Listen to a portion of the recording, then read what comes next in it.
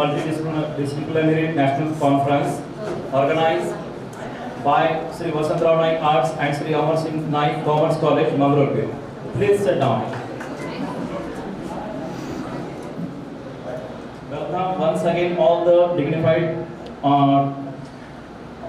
chairperson as well as the dignitaries there. So I welcome Dr. Adinath Gholab. Sir, you are the professor and HOD Department of Commerce, Arts and Science, Computer College, Ashwinpur, Sangamner, District Ahmednagar. On the behalf of our college, I also welcome Dr. Jagta Palasaheb Sheshrao. Sir, you are the Associate Professor, Department of Commerce, Sri Naneshwar Mahavidyalaya, Nevasa, District Ahmednagar. The operator of the first is the technical session third, Rajkumar Sharma sir, he has been arriving. And I also welcome Dr. Kalamkar Sanjay Bhaskar. Sir, you are the Vice Principal, New Arts and Commerce and Science College, Ahmednagar, Autonomous. I also welcome Dr. Borde Gorakshanath Naneshwar. Sir, you are the Associate Professor, Department of Commerce, Arts, Science and Commerce College, Kolhar, Taluka, Rehata, District Ahmednagar. Once again, I welcome all the dignitaries, and now I would like to request the chairperson, the chief guest, all the dignitaries, please come forward and light the lamps and garland the photo images of Gadge Baba, Vasantrao Naik and Amar Singh Naik. Sir, please.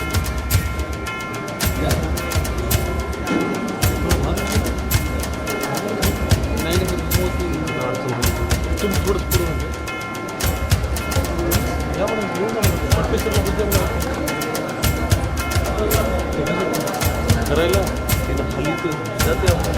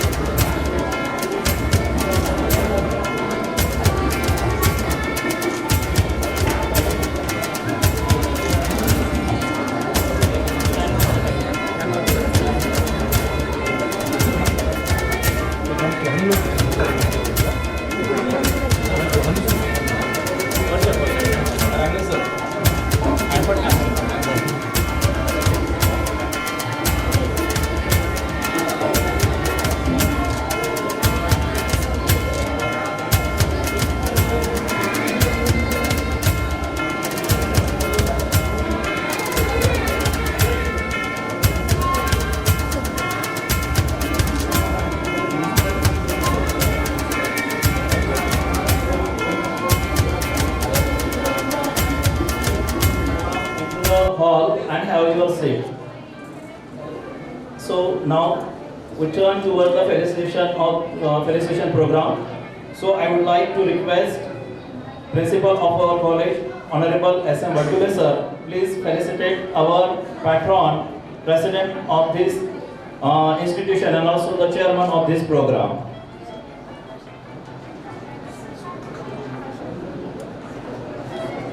So I would like to call upon Dr. L.S. Hurne to conclude yesterday's program in short. Please, sir.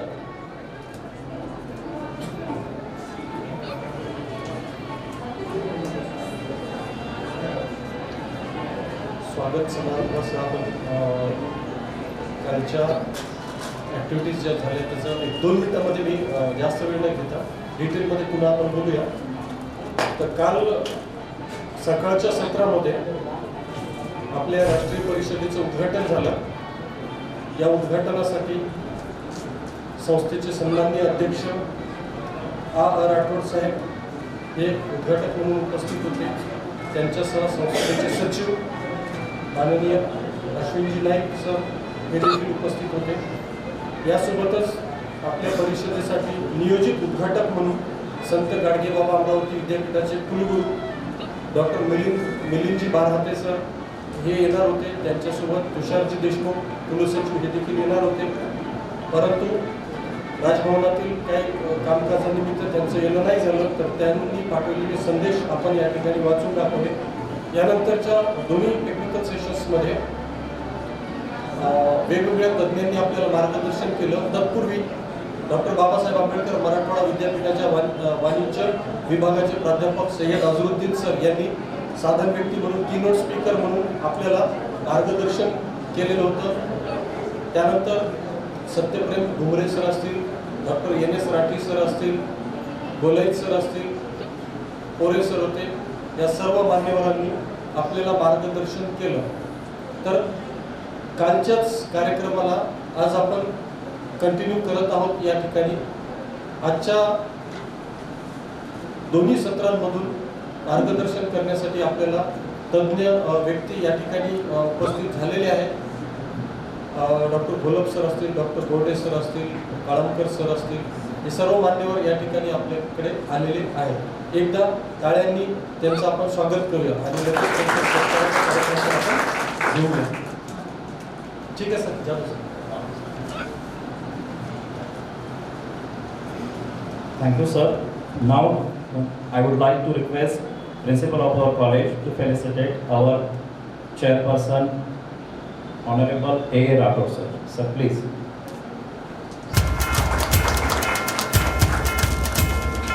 I would like to request Principal sir to felicitate the Honorable Secretary of our institution, Dr. A. Naik.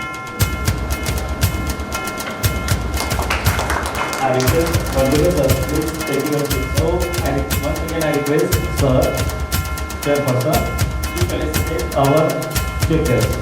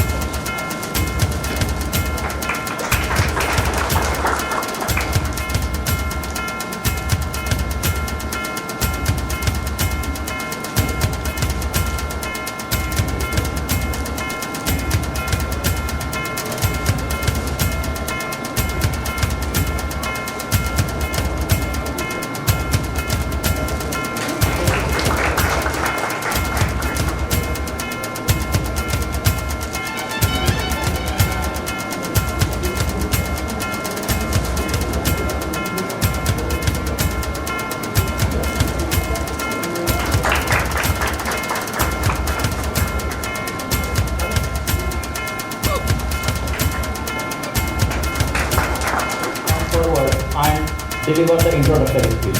Please, sir.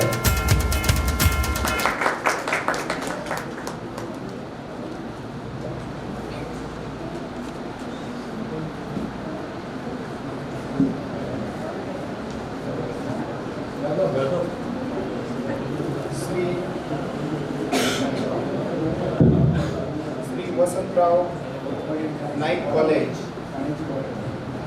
and Amar Singh Naik Commerce College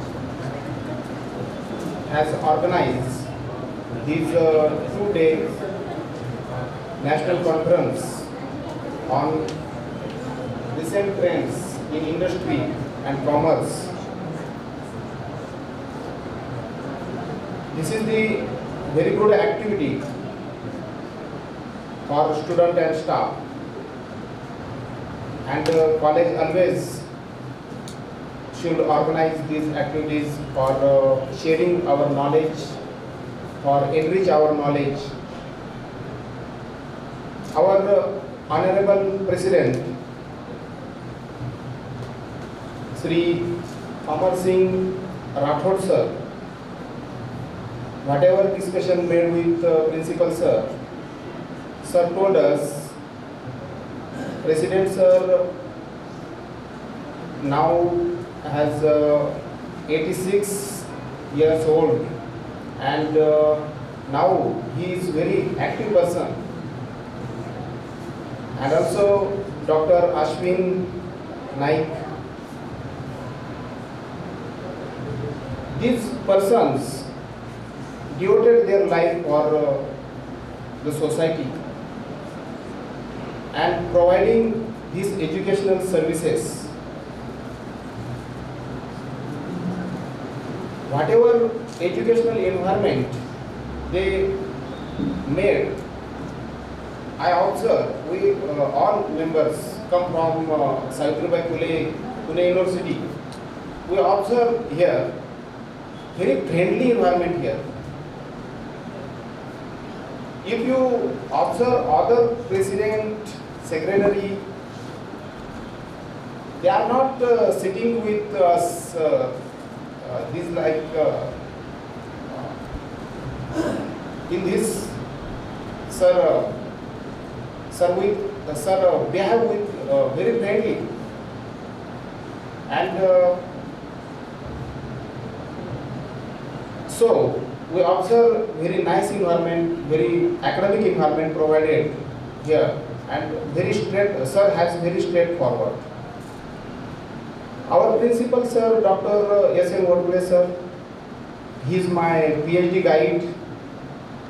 I completed my PhD in 2011 and sir guide me. I registered in 2007 and I completed my PhD in 2011. Sir's nature is very good. He is very silent person, less talking and more performing. Today, I am going to discuss recent trends in entrepreneurship. So I request, can we start the PPT?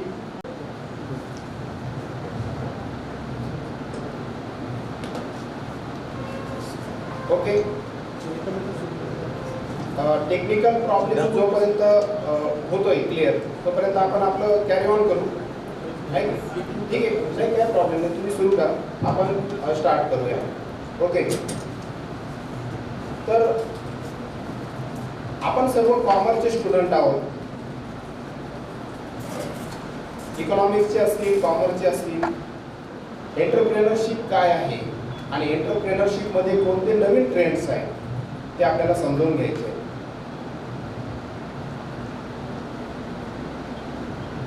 So हा PPT तयार करताना मी खूप विचार केला की आपण या PPT द्वारे काहीतरी नवीन माहिती द्यायला पाहिजे. आहे रोज जे काही डिस्कस होतं तेच इथं येऊन फॉर्मॅलिटीज म्हणून डिस्कस व्हायला नको, म्हणून मी काहीतरी नवीन तयार केलं तुमच्यासाठी. जस्ट ओपन सर, डाउनलोड आणि ओपन. Okay, just open.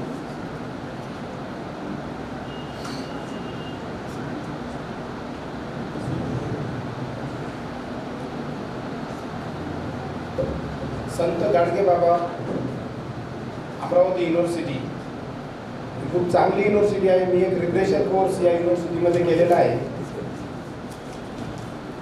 दिसतं ना, सर्वांना दिसतं? काही लाईट थोडंसं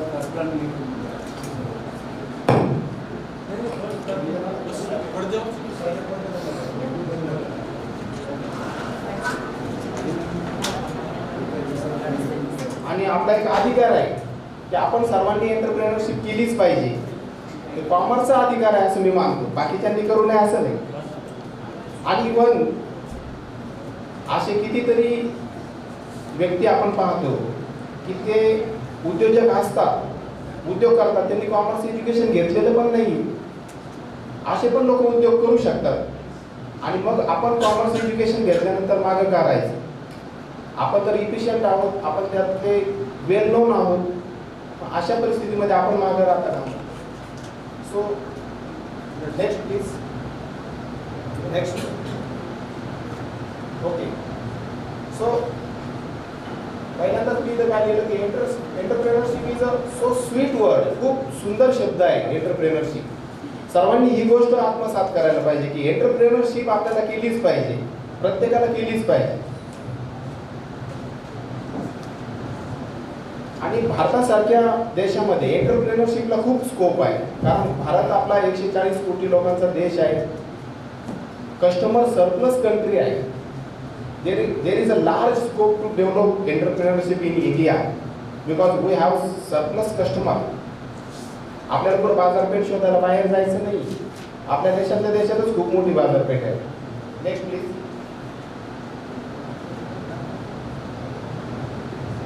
दिस is very important. Why entrepreneurship?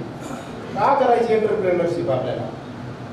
To get profit or to provide customer services. आपल्याला एखादा बिझनेस करायचा तर कशासाठी करायचा? प्रॉफिटसाठी करायचा का कस्टमर सर्व्हिस प्रोव्हाइड करण्यासाठी करायचा? आपले संस्था चालक आहेत, हे कॉलेज कशासाठी चालवतात? To get profit or to provide social services. तुम्हाला सर्वांना दिसतंच. सो सर्व्हिसेस प्रोव्हाइड करणं आपलं उद्दिष्ट असायला पाहिजे. आपण बिझनेस सुरू करायचा, त्याच्यामध्ये लॉस सहन करायचा असं नाही म्हणायचं, पण आपल्याला बिझनेस लॉयल्टी जर टिकवायची असेल, बिझनेसमध्ये सक्सेस जर व्हायचं असेल, आपले कस्टमर जर रिटेन करायचे असतील, तर आपल्याला कशाची गरज आहे? आपण कोणतं उद्दिष्ट धरून चाललो पाहिजे? To provide customer services. Customisation is very important thing.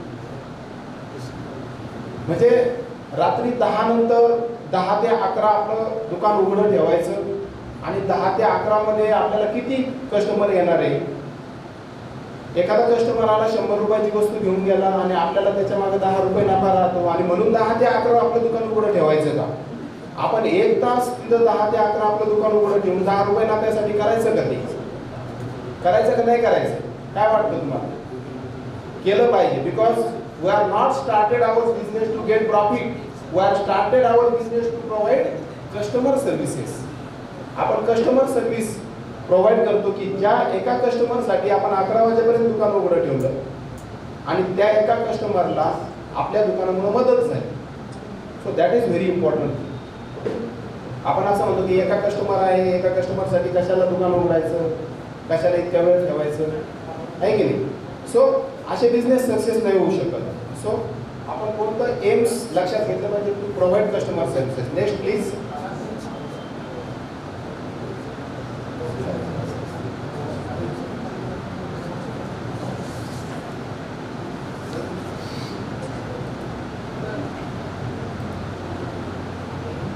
Okay.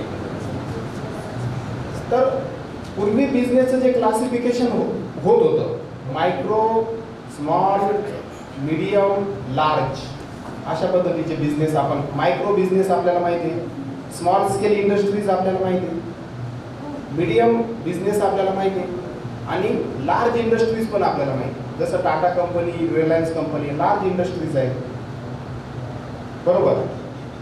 आता हे वेगळ्या पद्धतीने, आता सध्याचा ट्रेंड वेगळा आहे का? आता हे बिझनेसचं हे न्यू स्टार्टअप, युनिकॉर्न, सुनिकॉर्न हे बिझनेसचं कसं क्लासिफिकेशन आहे? आणि तुम्ही बऱ्याच जणांनी हे शब्द ऐकलेले नसतील असं मला वाटतं. युनिकॉर्न काय आहे, सुनिकॉर्न काय आहे? न्यू स्टार्टअप म्हणजे आता तुम्हाला स्टार्टअप इंडिया स्कीम माहितीच, बरोबर. त्याद्वारे जे बिझनेस एस्टॅब्लिश होतात त्याला आपण न्यू स्टार्टअप म्हणतो. युनिकॉर्न बिझनेस कशाला म्हणायचं? पहा की जो बिझनेस ची जी व्हॅल्यू आहे 1 बिलियन इतकं त्याचं कॅपिटल असेल तर त्याला काय म्हणायचं? युनिकॉर्न. आणि सुनिकॉर्न कशाला म्हणायचं? तर 10 बिलियन म्हणजे आपल्याला त्याला एक वेगळा शब्द वापरला पाहिजे.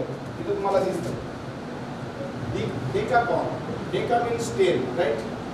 सो डेकाकॉर्न म्हणजे त्याला आणखी एक शब्द पाहतो, हे सुपर युनिकॉर्न. त्याला काय म्हणतो आपण? Super unicorn. म्हणजे अशा पद्धतीचे आता बिझनेस क्लासिफिकेशन आहे. आणि एक सेंटेन्स आहे पहा, are not listed on the stock market. हे जे बिझनेस आहे हे प्रॉप्रायटरीज पद्धतीनेच आहे, सोल ट्रेडर पद्धतीनेच आहे. म्हणजे यांचं स्टॉक मार्केटमध्ये लिस्टिंग नाहीये, यांचे शेअर्स विकले जात नाहीये किंवा त्यांनी शेअर्स इश्यू केलेले नाही. तर ह्या पद्धतीचे आहेत ही बिझनेस स्टार्टअप, युनिकॉर्न आणि सुनिकॉर्न. आता हे जे वेगवेगळे बिझनेस आहेत ते वेगवेगळ्या सेक्टरमध्ये आहेत. तर पहा कोणकोणते सेक्टर आहेत. ई कॉमर्स सेक्टर आहे, फिनटेक, आता fin for finance, tech for technology. तर अशा पद्धतीने तो शब्द आहे फिनटेक. त्यानंतर एंटरप्राइज टेक आहे, पुढं enterprise tech, tech for technology आहे. त्यानंतर कंझ्युमर सर्व्हिसेसचे जे उद्योग आहेत ते वेगळे आहेत. आणि ईडी टेक, ईडी म्हणजे आपली गव्हर्नमेंटची ईडी नाही, तर ED for education, ED tech for technology. तर एज्युकेशन सेक्टरमध्ये सुद्धा काही युनिकॉर्न तयार झालेले, युनिकॉर्न तयार झाले. इव्हन मी जे ग्रीन केलेलं आहे, ग्रीन ते युनिकॉर्न आहे आणि बाकीचे युनिकॉर्न आहे. म्हणजे बायज्यूस पहा तुम्ही, आता बायज्यूस तुम्हाला माहिती आहे अकॅडमिक सेक्टरमध्ये जे युनिकॉर्न आहे त्याला कंपनी नाही म्हणू शकत आपण, त्यांना युनिकॉर्न शब्द वापरला जातो मॉडर्न कमर्शियल लँग्वेजमध्ये. तर बायज्यूस आहे. इकडे जर तुम्ही बघितलं ई कॉमर्समध्ये फ्लिपकार्ट, नायका, मेशो, स्नॅपडील हे जे बिझनेस आहे ई कॉमर्समध्ये आहे.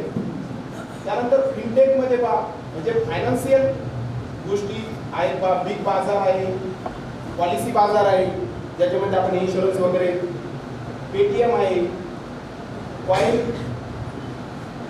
प्रो आहे. त्यानंतर ज्यामध्ये आपण शेअर मार्केटची ट्रेडिंग वगैरे किंवा कॉमोडिटीची ट्रेडिंग करू शकतो. तर ह्या पद्धतीने आता बिझनेसचं क्लासिफिकेशन, म्हणजे इथं ही स्लाइड तुम्हाला दाखवण्याचा उद्देश काय आहे की आपल्या कॉमर्सच्या स्टुडंटना माहीत पाहिजे की आता बिझनेसचं क्लासिफिकेशन MSME नाही राहिलं, म्हणजे मायक्रो, स्मॉल, मीडियम, लार्ज असं नाही. किंवा आपण बिझनेसचे प्रकार म्हणलं की पार्टनरशिप, कंपनी, सोल ट्रेडर, अशा पद्धतीचं आपण क्लासिफिकेशन करतो. आता क्लासिफिकेशन कसं आहे, new startup, unicorn and unicorn. तर या पद्धतीने. Okay, next types of entrepreneurship. आता पहिल्यांदा एंटरप्रेन्योरशिप म्हणजे तर हे बघा, आता आपण लीडरशिप, एंटरप्रेन्योरशिप, एखाद्या ठिकाणी कॅप्टन, प्रेसिडेंट हे शब्द कसे आपण वेगवेगळ्या ठिकाणी वेगवेगळे वापरतो. चेअरमन आणि प्रेसिडेंट काय फरक आहे, काय नाही, बरोबर. पण त्या ठिकाणचा त्या क्षेत्रातला जो प्रमुख असेल त्याला आपण काय म्हणतो, लीडर. लीडर म्हणजे काय, प्रमुख. कॅप्टन म्हणजे काय, captain. What is the difference between captain and leader, what is the difference between president and chairman, आहे की नाही. तर एंटरप्रेन्योरशिप सुद्धा तोच प्रकार आहे, बरोबर. जो स्वतः सर्व जो जे काही युनिट सुरू केलेलं असेल, बिझनेस युनिट, बिझनेस किंवा सर्व्हिस प्रोव्हाइड युनिट जे सुरू केलेलं असेल त्याचा जो पूर्ण डायरेक्टर आहे, जो काही चालक आहे, ऑपरेटर आहे, काही शब्द वापरू शकतो आपण त्याला आपण काय म्हणतो, एंटरप्रेनर, उद्योजक, बरोबर. म्हणजे सर्व रिस्क त्या व्यक्तीने बिअर केलेली असते, सर्व म्हणजे तोच व्यक्ती त्या ठिकाणी ऑपॉर्च्युनिटीज आणि रिस्क शोधत असतो. तर ह्या पद्धतीने आपण काही एंटरप्रेन्योरशिपचे काही प्रकार आहेत. तसे एंटरप्रेन्योरशिपचे अनेक प्रकार आहेत, पण आपण काही प्रकार या ठिकाणी घेतलेले आहेत. तर पहिला प्रकार आहे रुरल एंटरप्रेन्योरशिप. रुरल एंटरप्रेन्योरशिप काय आहे, तर ग्रामीण भागामध्ये जे ॲग्रो प्रोसेसिंग इंडस्ट्रीज किंवा ॲग्रो बेस उद्योग आपण म्हणू शकतो की जे आपण सुरू करू शकतो, इझिली सुरू करू शकतो. आपण नेहमी त्या प्रॉब्लेमशी आपल्या डोळ्यासमोर अनेक प्रॉब्लेम्स होत असतात. आपल्याला माहिती आहे की अशा प्रकारची वस्तू असायला पाहिजे, अशा प्रकारची सर्व्हिस असायला पाहिजे. ते आपण रुरल एरियामध्ये सुरू करू शकतो. That is rural entrepreneurship. आणि तुम्हाला सर्वांना सेल्फ हेल्प ग्रुप माहितच आहे, बचत गट वगैरे, बरोबर. बचत गटाचा उद्देश काय होता, रुरल एंटरप्रेन्योरशिप डेव्हलप करणं हा बचत गटाचा उद्देश होता.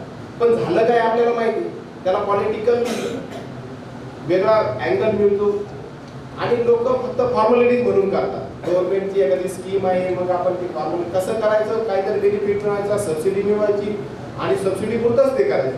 गव्हर्नमेंट सबसिडी का देतो, तर एखाद्या गोष्टीला धक्का देऊन ती स्टार्ट होईल म्हणून गव्हर्नमेंट त्या ठिकाणी खर्च करतं, सबसिडी देतं, स्कीम राबवतो. आणि आपण काय करतो की त्या स्कीम मधून आपल्याला 10% काहीतरी प्रॉफिट, काहीतरी बेनिफिट, काहीतरी फायनान्शियल गोष्ट कशी मिळेल आणि ती स्कीम नंतर नाही राबवली तरी चालेल. इव्हन लोक तुम्ही पहा की फळबागासाठी स्कीम असेल तर फक्त झाडं लावतात फोटो काढण्यासाठी, आणि मग नंतर ते झाडं वाढवले तर आपल्याला त्याच्यामध्ये प्रॉफिट नाही मिळणार का? बरोबर. पण तसं होत नाही. आपण ती स्कीम चांगल्या पद्धतीने इम्प्लिमेंट करतो. रुरल एंटरप्रेन्योरशिप म्हणजे ग्रामीण भागामध्ये जे काही उद्योग आपण बघतो किंवा सुरू करू शकतो, नवीन ऑपॉर्च्युनिटीज आपल्याला शोधता आली पाहिजे. हे पहा, बाजारपेठेचा अभ्यास केल्याशिवाय नवीन ऑपॉर्च्युनिटी कशी शोधणार आपण शोधू शकत नाही. बरोबर. आपल्याला कसं लक्षात येईल की आपण कोणता बिझनेस केला पाहिजे? आपल्या गावामध्ये जे बिझनेस चालतात, आपल्या शहरामध्ये जे बिझनेस चालतात तेच आपण करायचे का? आणखी वेगळा नाही करू शकत का आपण? बरोबर. एका पेट्रोल पंप समोर दुसरा पेट्रोल पंप टाकल्याने काय होऊ शकतं? त्याचा अर्धा नफा आपल्याला मिळायला सुरुवात होईल, जास्त काय होऊ शकतं? बरोबर. पण काही नवीन नाही का आपल्याला करण्यासारखं? ते आपल्याला शोधता आलं पाहिजे. आणि ते कधी शोधता येईल? जर आपण एकदा म्हणलो की entrepreneurship is very sweet work असं जर आपण म्हणू शकतो तर आपण हे करू शकतो. बरोबर. So woman entrepreneurship, why woman entrepreneurship is very important? कारण महिला सबलीकरणाचे इतके सारे आपण गोष्टी करतो. महिला सबलीकरण असेल, जेंडर इक्वॅलिटी असेल, कितीतरी गोष्टी आपण राबवतो. सरकार पण आहे, आता बऱ्याच अंशी इक्वॅलिटी झालेली पण आहे. आता महिला पण मागं नाहीये, पण आपण वुमन एंटरप्रेन्योरशिप आणखी डेव्हलप करू शकतो. मला एक सांगा की आपण युद्धासाठी गेलो, समजा 50,000 मेल आहे, 50,000 फिमेल आहे. मग फिमेलने बसून राहायचं, मेलने युद्ध करायचं का? आपण युद्ध कधी जिंकू शकतो? जेव्हा आपण आपली सारी शक्ती पणाला लावू. बरोबर. इंडियन इकॉनॉमी एक युद्धच आहे. बरोबर. इंडियन इकॉनॉमी कधी सक्सेस होऊ शकते? जर महिलांचा सहभाग त्याच्यामध्ये वाढला तर. काय लॅक्युला दिसतो आपल्याला सध्या इंडियन इकॉनॉमीमध्ये? तर महिलांचा सहभाग कमी दिसतो आणि तो वाढायला पाहिजे. म्हणून महिला वुमन एंटरप्रेन्योरशिप, तुम्ही पहा की गव्हर्नमेंटच्या स्कीम मध्ये काही स्कीम मी ऑब्झर्व केल्या, वाचल्या, स्टडी केल्या, तर त्याच्यामध्ये असं दिसलं की जर मेल एंटरप्रेन्योर असेल तर 25% सबसिडी आणि वुमन एंटरप्रेन्योर असेल तर 35% सबसिडी. म्हणजे गव्हर्नमेंट सुद्धा वुमन एंटरप्रेन्योर असेल तर लोन पटकन सँक्शन करतात. कारण त्यांना तसे निर्देशच आहे की वुमन एंटरप्रेन्योरशिपला आपण थोडंसं पोस्टर केलं पाहिजे. म्हणून वुमन एंटरप्रेन्योरशिपचा काय रोल आहे इंडियन इकॉनॉमीमध्ये सर्वांना माहीत आहे. फक्त आपण तो डिस्कस करू राहिलो आणि तो वाढला पाहिजे. आणि याचा जास्तीत जास्त विचार गर्ल स्टुडंटने केला पाहिजे की आपण भविष्यात काहीतरी करू शकतो, आपण जॉब ऑपॉर्च्युनिटी शोधू शकतो, आपला स्वतःचा बिझनेस करू शकतो. मला एक एंटरप्रेन्योरशिपच्या बाबतीत आणखी तुम्हाला एक गोष्ट अशी सांगायची की जर तुम्हाला असं वाटत असेल की आपल्या घरापुढे एक आंब्याचं झाड असायला पाहिजे आणि की ज्याचे आंबे आपण स्वतः तोडून आपण खाऊ शकलो पाहिजे, तर काय करावं लागेल आपल्याला? की आज झाड लावावं लागेल, तर 4 वर्षांनी आपल्याला ते आंबे तोडता येतील आणि खाता येतील. बरोबर. तुम्ही जर म्हणले की नाही पुढच्या वर्षी आंब्याचं झाड लावू, आणखी 2 वर्षाने लावू, थांबा, आणखी 6 महिने थांबा, पण कसं ते आंबे खायला मिळतील? आपल्याला नाही मिळू शकत. म्हणून आपण एंटरप्रेन्योरशिपचा विचार करायचा कधी? आजच आपण एक बिझनेस, जर झाडासारखा जे बिझनेस, आपण जसं झाड फ्लरिश होतं तसं बिझनेस पण फ्लरिश होतो. जसं झाडाला फळं येतात तसे बिझनेसचे पण फळं वाढायला लागतात, मिळायला लागतात. म्हणून आपण आज जर विचार केला, एक छोटा बिझनेस आपण सुरू केला तर त्याची ग्रोथ होत राहते नेहमी, त्याच्या ब्रँचेस वाढत राहतात. म्हणून आपण त्या बिझनेसला एका सीड प्रमाणे म्हणा किंवा प्लांट प्रमाणे म्हणा, त्या पद्धतीने आपण त्याचं प्लांटेशन तर केलं पाहिजे. जोपर्यंत हे सीड आहे त्याला मातीचा स्पर्श होत नाही तोपर्यंत त्याला अंकुर फुटू शकत नाही. बरोबर. आणि बिझनेस प्रमोशन कन्सेप्ट काय आहे की जोपर्यंत आपल्या बिझनेसची गोष्ट आपल्या माइंडमध्येच राहते, माइंडमध्येच इम्प्लिमेंटेशन काय आहे, बिझनेस प्रमोशन, बिझनेस इम्प्लिमेंटेशन काय, आपण आपली आयडिया जर इम्प्लिमेंट करू शकत नसेल तर आपला B.Com M.Com होऊन काय उपयोग आहे सांगा? आपल्या डोक्यात आयडिया असतात, प्रत्येकाच्या डोक्यात आयडिया असतात, पण आपण रिस्क घेतली पाहिजे.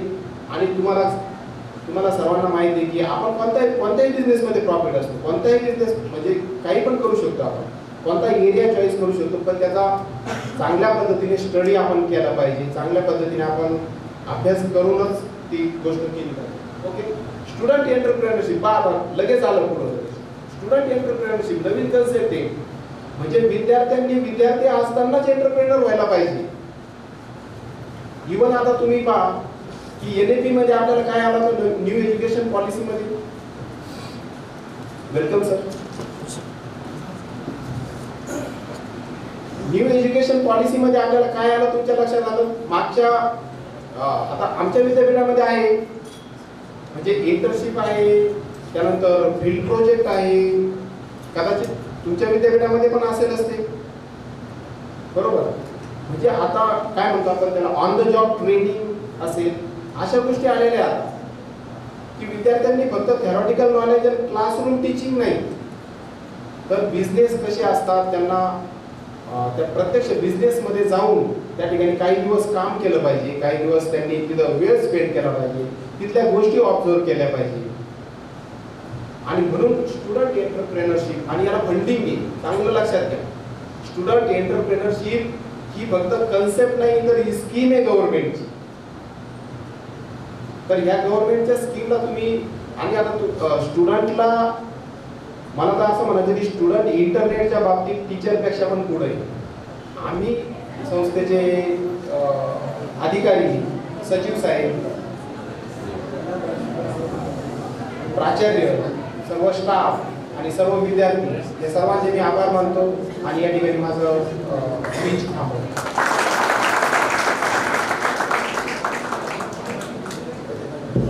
Thank you, sir, for sharing your in-depth knowledge with us. Now I request Honorable Chairperson Dr. Pranav sir, sir, please come forward and address the audience. Please, sir.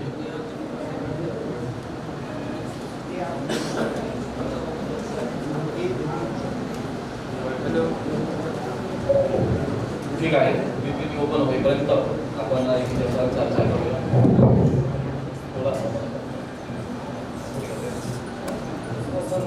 म्हणून ज्यांनी काम केलं ते माझे सहकारी मित्र डॉक्टर जगताप सर. खूप सुंदर असं त्या ठिकाणी त्यांनी एंटरप्रेनरशिप बद्दल व्याख्यान दिलं. प्रथमतः मी ज्या संस्थेचे संस्थापक श्री सन्माननीय राठोड साहेब त्यांच्याकडे बघितलं की मंगेश पाडगावकरांच्या एक दोन ओळी आठवतात. पुण्यमयी देई आम्हा अक्षर वरदान, ज्ञान बनो कर्मशील कर्म ज्ञानवान. पुण्यमयी देई आम्हा अक्षर वरदान, ज्ञान बनो कर्मशील कर्म ज्ञानवान. खरं तर हे सावित्रीबाई फुले पुणे विद्यापीठाचं विद्यापीठ गीत आहे आणि त्या विद्यापीठाच्या गीताला आणि त्या शब्दाला साजेसं असं व्यक्तिमत्व या ठिकाणी लाभलं.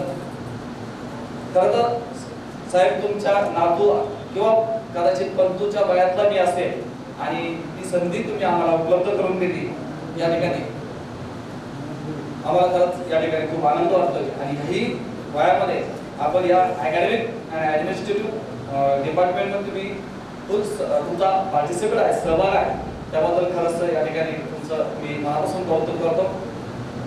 शिर्डी साईबाबा ते शेगावचे गजानन महाराज असा प्रवास आमचा कालपासून सुरू झाला आणि या कालच्या प्रवासामध्ये आम्हाला जे भाग्य त्या ठिकाणी लाभलं ते डॉक्टर बडगुळे सर, मी त्यांचंही मनपूर्वक या ठिकाणी स्वागत करतो. तसंच संस्थेचे Naik sir, Karangale sir, doctor Jaysingrao Ghosh sir, आमचे गुरुवारी त्यांचे तुम्ही मित्र आहात, खूप आनंद मला या ठिकाणी झाला. त्याचबरोबर उपस्थित शर्मा सर, मी मनपूर्वक या ठिकाणी व्यासपीठावरील सर्व मान्यवर आणि सर्वांचं मी मनपूर्वक स्वागत करतो. खरं तर या ठिकाणी माझा विषय जो होता तो एंटरप्रेनरशिप डेव्हलपमेंट आणि प्रोग्रेस या ठिकाणी घ्यायचा होता, परंतु आल्यानंतर करंगळे सरांनी आणि मुरगुळे सरांनी माझ्यावर थोडीशी वेगळी जबाबदारी दिली. तुम्ही या सेशनचं चेअरपर्सन म्हणून काम करा आणि चेअरपर्सनचं जे काय काम असतं ते म्हणजे रिसोर्स पर्सनच्या झालेल्या लेक्चरचं एक समीक्षा त्या ठिकाणी करणं अपेक्षित आहे. परंतु मी आल्यानंतर तयारी ज्या विषयाची मी तयारी केली होती तो खूप मोठा त्या ठिकाणी विषय आहे आणि म्हणूनच मी चालत्या याच्यामध्ये थोडंसं डिजिटल मार्केटिंग आणि त्यांच्या विषयाला अनुसरून असा विषय या ठिकाणी घेतलेला आहे. एंटरप्रेन्योरशिप विषयी त्यांनी सुंदर सांगितलेला आहे.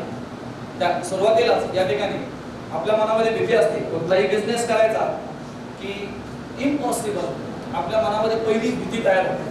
मित्रांनो, या इम्पॉसिबल शब्दामध्ये एक दडलेलं आहे आय एम पॉसिबल. त्यासाठी कुठल्याही विद्यापीठाचा टॉपर असणं, कुठल्याही वर्गाचा टॉपर असणं गरजेचं नाही. जगावर अधिराज्य करणारा बिल गेट्स काही काळ, काही वर्ष जो श्रीमंतीचा किंवा श्रीमंत व्यक्ती म्हणून गणला जायचा, या व्यक्तीचं एक महत्वाचं वाक्य मी तुम्हाला सांगतो. तो व्यक्ती नेहमी म्हणायचा, मी कुठल्याही विद्यापीठाचा टॉपर नाही, मी कुठल्याही महाविद्यालयाचा टॉपर नाही, मी कुठल्या वर्गातलाही टॉपर नाही, परंतु आज मात्र माझ्या व्यवसायामध्ये सर्व विद्यापीठाचे सर्व टॉपर्स काम करतायत. म्हणजे माझ्या हाताखाली काम करणारा जो वर्ग आहे तो टॉपर्स आहे. ही ताकद मित्रांनो बिझनेस मध्ये आहे, ही ताकद या ठिकाणी एंटरप्रेन्योर मध्ये आहे. त्यांनी खूप सुंदर उदाहरण दिलं. महिलांसाठी शासकीय वेगवेगळ्या योजना आहेत. या योजनेचा वापर करून, या स्कीमचा फायदा करून आपण आपला बिझनेस आपण ग्रोथ करू शकतो. खूप शासनाची स्कीम आहे, आपण त्यातनं जाणून घेण्याचा त्या ठिकाणी प्रयत्न करणं गरजेचं आहे. परंतु आपण त्या ठिकाणी स्वतःला सिद्ध करणं गरजेचं आहे. आपल्या आरशामध्ये आपलं जे प्रतिबिंब आहे, म्हणजे balance sheet is a mirror of the business आपण म्हणत असतो सहज. त्या balance sheet is a mirror of the business. त्या व्यवसायाचं जे काही बॅलन्स शीट आहे तो आरसा आहे.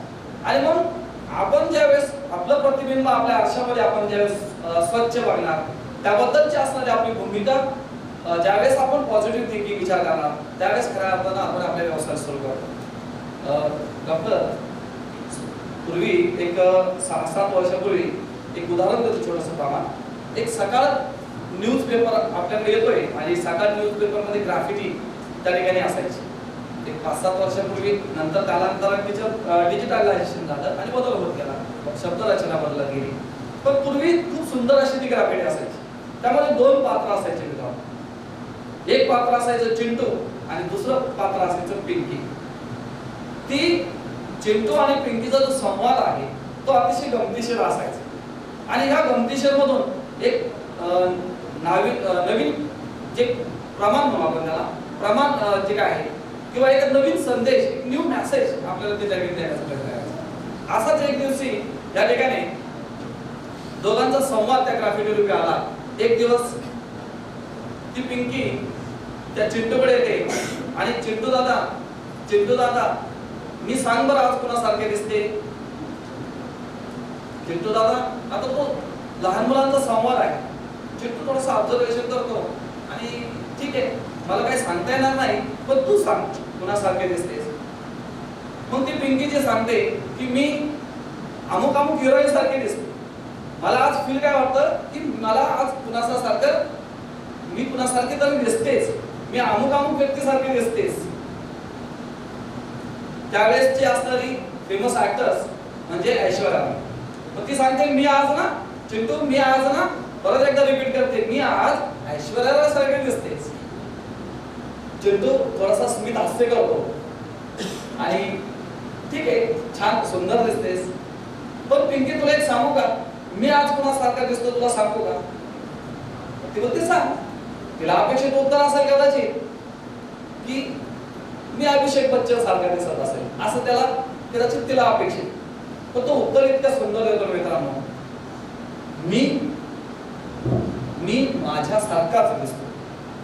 ज्यावेळेस आपल्याला इम्पॉसिबल मधून आपण convert into I am possible मध्ये जातो, त्यावेळेस खऱ्या अर्थानं बिझनेस आणि हा बिझनेसचा स्टार्टअप आहे.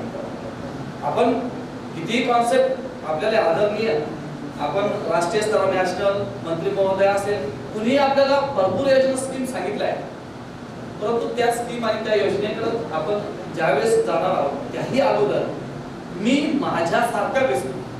ज्यावेळेस आपल्याला बिझनेस करायचा त्यावेळेस कुठूनतरी एक ऊर्जा शक्ती आपल्याकडे येणं गरजेचं आहे.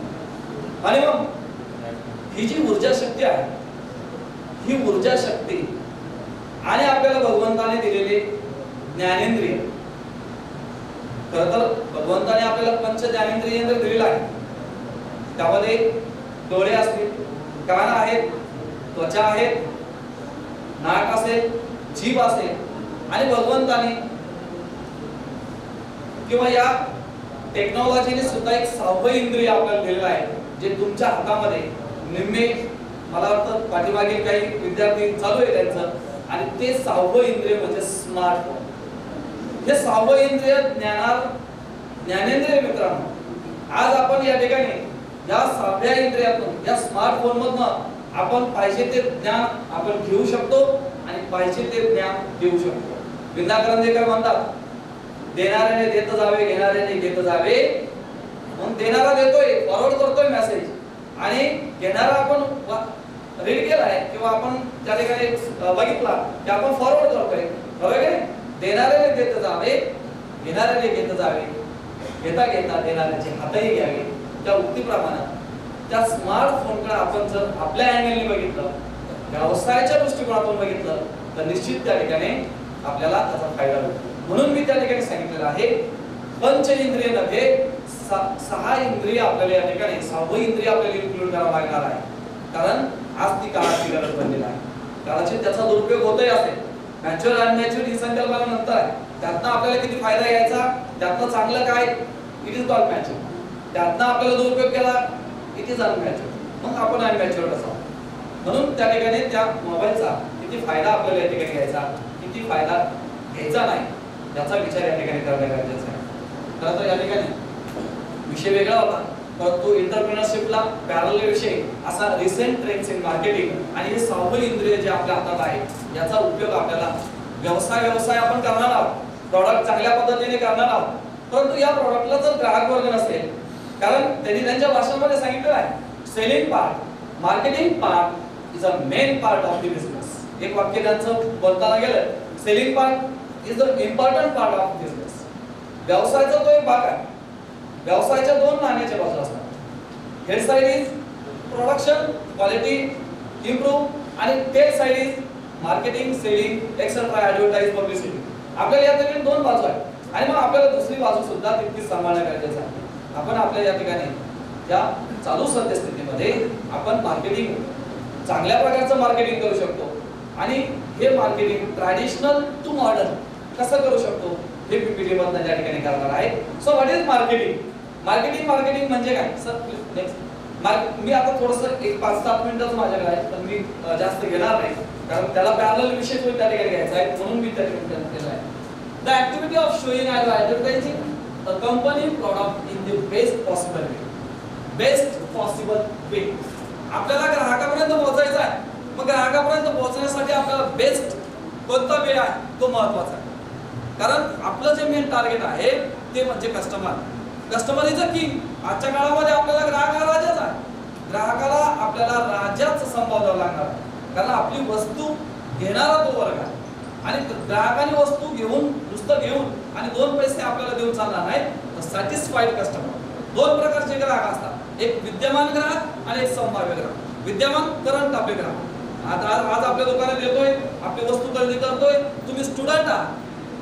आपण आपल्या ज्या वेळेस आपल्याकडे कस्टमर येतोय तो आपला रेग्युलर कस्टमर, विद्यमान ग्राहक, आणि आपल्याला फ्युचरचा जो कस्टमर आहे तो संभाव्य ग्राहक. हा संभाव्य ग्राहक आपल्याला टार्गेट करायचा, आणि हा ग्राहक बेस्ट वे कोणते आहे तर अनेक वे आहे. पूर्वी असायचं, आज ज्या आपण प्रवासाने ज्यावेळेस आपण येतोय, चौकात फ्लेक्स लागलेला आहे, चौकात डिजिटल बोर्ड आपल्याला बघायला मिळतात. आज आपल्या स्मार्टफोनवर अनेक जाहिराती येत आहेत, अनेक त्या ठिकाणी छोटे व्हिडिओज येतात, अनेक इन्स्टावर रील्स येत आहेत. तिकडे जायचंय आपल्याला, व्हॉट्सअप, इन्स्टा तुमच्या आवडीचे विषय घेऊन जाणार आहे, आणि त्या विषयातनं आपल्याला कसा बिझनेस पर्पज आपला करता येईल, आपला व्यवसाय त्या ठिकाणी कसा करता येईल हेही आपल्याला तितकंच बघायचं आहे. तर marketing means the activity of showing and advertising a company products in the best possible way. किंवा त्याच्या खाली पण त्या ठिकाणी दिलेलं आहे, तू आपल्याला त्या ठिकाणी ग्राहकांना कशा प्रकारचं प्रमोट करता येईल, कशा प्रकारची पब्लिसिटी करता येईल, कशा प्रकारे ग्राहकाच्या मनामध्ये आपल्याला उतरता येईल, यासाठी केलेला प्रयत्न आपल्याला वस्तू असेल किंवा सेवा असेल. आता बिझनेस म्हणजे फक्त प्रॉडक्ट असं नाही, त्याचा अर्थ प्रॉडक्ट होतो असं नाही. सुंदर एखाद्याला जर गाणं गाता येत असेल, ती सुद्धा एक सर्व्हिस आहे. तुम्ही त्या तुमचेच जे श्रोते वर्ग आहे, फार काही आपण ट्रेडिशनल मध्ये फार पाठीमागे जाणार नाही, 25 वर्ष 50 वर्ष जाणार नाही, परंतु बिफोर द कोरोना आणि आफ्टर द कोरोना जर आपण विचार केला, कालच आता मला वाटतं परवा 21 मार्च तारीख झाली आणि बरोबर भारतामध्ये लॉकडाऊन स्टार्ट झालेला 4 वर्ष पूर्ण. आपण जर या 4 वर्षाचा जर अभ्यास केला, या 4 वर्षाच्या पूर्वीची परिस्थिती आणि आताची परिस्थिती फार बदललेली आहे. आणि म्हणून रिसेंट ट्रेंड्स आपण म्हणतो, रिसेंट ट्रेंड्स ज्या खरं तर अशा प्रकारचे कॉन्फरन्स ज्या आयोजित केल्या जातात, वारंवार केल्या जातात, दर 2-4 वर्षांनी 5 वर्षांनी काय केल्या जातात. What is the main reason of the organise of commerce? काय आहे या कॉमर्स आपण डिपार्टमेंटने ऑर्गनाइज केलं किंवा अशा कॉन्फरन्स सेमिनार या नॅशनल लेवल, स्टेट लेवल आणि डिस्ट्रिक्ट लेवल पासून इंटरनॅशनल लेवल पर्यंत होतात. पण याचं मेन रिझन काय? याचं मेन रिझन जे आहे to sharing knowledge. To sharing knowledge. आपल्याला या ठिकाणी काय करायचंय, माझ्याकडचं असणारं ज्ञान, माझ्याकडची असणारी एखादी वस्तू मी व्यक्तीला दिली तर त्याच्याकडची असणारी वस्तू एक आणि माझी एक अशा 2 वस्तू त्याच्याकडे होतील. पण माझ्याकडचं असणारं नॉलेज मी जर त्याला दिलं आणि त्याच्याकडचं असणारं मला जर नॉलेज मिळालं तर शेअरिंग नॉलेज हे महत्वाचं आहे. ह्या कॉन्फरन्सने काय आहे की माझ्याकडचं असणारं नॉलेज तुम्हाला कदाचित मी 100% पूर्ण नसेलही, कदाचित तुम्ही 100% पूर्ण नसेल, पण जर आपण प्रयत्न केला तर आपण 95, 99, 100% आपण या ठिकाणी एकत्र येऊ शकतो. आपण यामध्ये कम्युनिकेशन होणं गरजेचं आहे. सुसंवाद त्या ठिकाणी महत्वाचा आहे. कम्युनिकेशन जर नसेल तर मग मात्र या ठिकाणी खऱ्या अर्थानं आपल्याला जे नॉलेज शेअर करायचं ते होऊ शकणार. तर आपण परत एकदा आपल्या लेटेस्ट विषय घेऊ, डिजिटल मार्केटिंग. आता हे डिजिटल मार्केटिंग जे आहे, what is the digital marketing किंवा what is the traditional marketing? आता डिजिटल मार्केटिंग साठी एकच इन सिंपल वर्ड मध्ये सांगितलं मी, digital marketing also called as online marketing. Only one word, online marketing. मग पूर्वी ऑनलाइन होत नाही का? नव्हतं का? पूर्वी होतं ना. ट्रेडिशनल मार्केटिंग मध्ये आपल्याला या ठिकाणी सर प्लीज नेक्स्ट वेळ खाते मी माझ्याकडे ट्रेडिशनल आणि डिजिटल मार्केटिंग मध्ये डिफरन्स दिलेला आहे. ट्रेडिशनल मार्केटिंग मध्ये पूर्वी काय असायचं? पूर्वी असायचं बघा, ट्रेडिशनल मार्केटिंग इन्क्लूड्स टीव्हीवर छानपैकी टीव्ही असायचा आपल्याकडे. या टीव्ही मध्ये सिनेमा, सिरियल किंवा आपण ज्यावेळेस आपण एखादी नाटक कदाचित पूर्वी पाहत असेल तर त्या ब्रेक मध्ये एक जाहिरात यायची, ती जाहिरात आपल्या व्यवसायासाठी करायची. त्यानंतर रेडिओ, बॅनर्स, ॲड. आता हे बॅनर्स आहे, याच्यावर सुद्धा आपण ॲडव्हर्टाइज होऊ शकते. ब्रॉडकास्ट असेल, स्पॉन्सरशिप असायची. काही स्पॉन्सरशिप असतात, काही व्यक्ती त्या ठिकाणी साधं उदाहरणार्थ एखादी क्रिकेट मॅच गावामध्ये ऑर्गनाइज केली की त्याला स्पॉन्सरशिप कोणीतरी असायचा, त्याची जाहिरात त्या ठिकाणी असायची. त्यानंतर प्रिंट ॲड्स म्हणजे तुमचं पॉम्पलेट असेल किंवा ज्या पद्धतीने छापील, मग त्यामध्ये न्यूजपेपर मध्ये असेल, व्हॉटेवर नियतकालिक असेल, जर्नल्स असेल, मॅगझिन असेल, ज्या ठिकाणी असेल तर प्रिंट ॲड्स त्या ठिकाणी असायचे. पण what is the main difference between traditional and digital marketing? तर डिजिटल मार्केटिंग मध्ये काय आलेले? न्यू कन्सेप्ट, सगळ्या लेटेस्ट कन्सेप्ट त्या ठिकाणी आलेले. SEO, त्याला आपण सर्च इंजिन ऑप्टिमायझेशन. म्हणजे जर आपण सर्च इंजिन आहे, सगळ्यात लोकप्रिय भारतामध्ये असणारं सर्च इंजिन म्हणजे गुगल आहे. तुम्ही आजही आपल्या व्हॉट्सअप आपण याच्या मोबाईल मध्ये गेलं की गुगल ॲप्स आहे.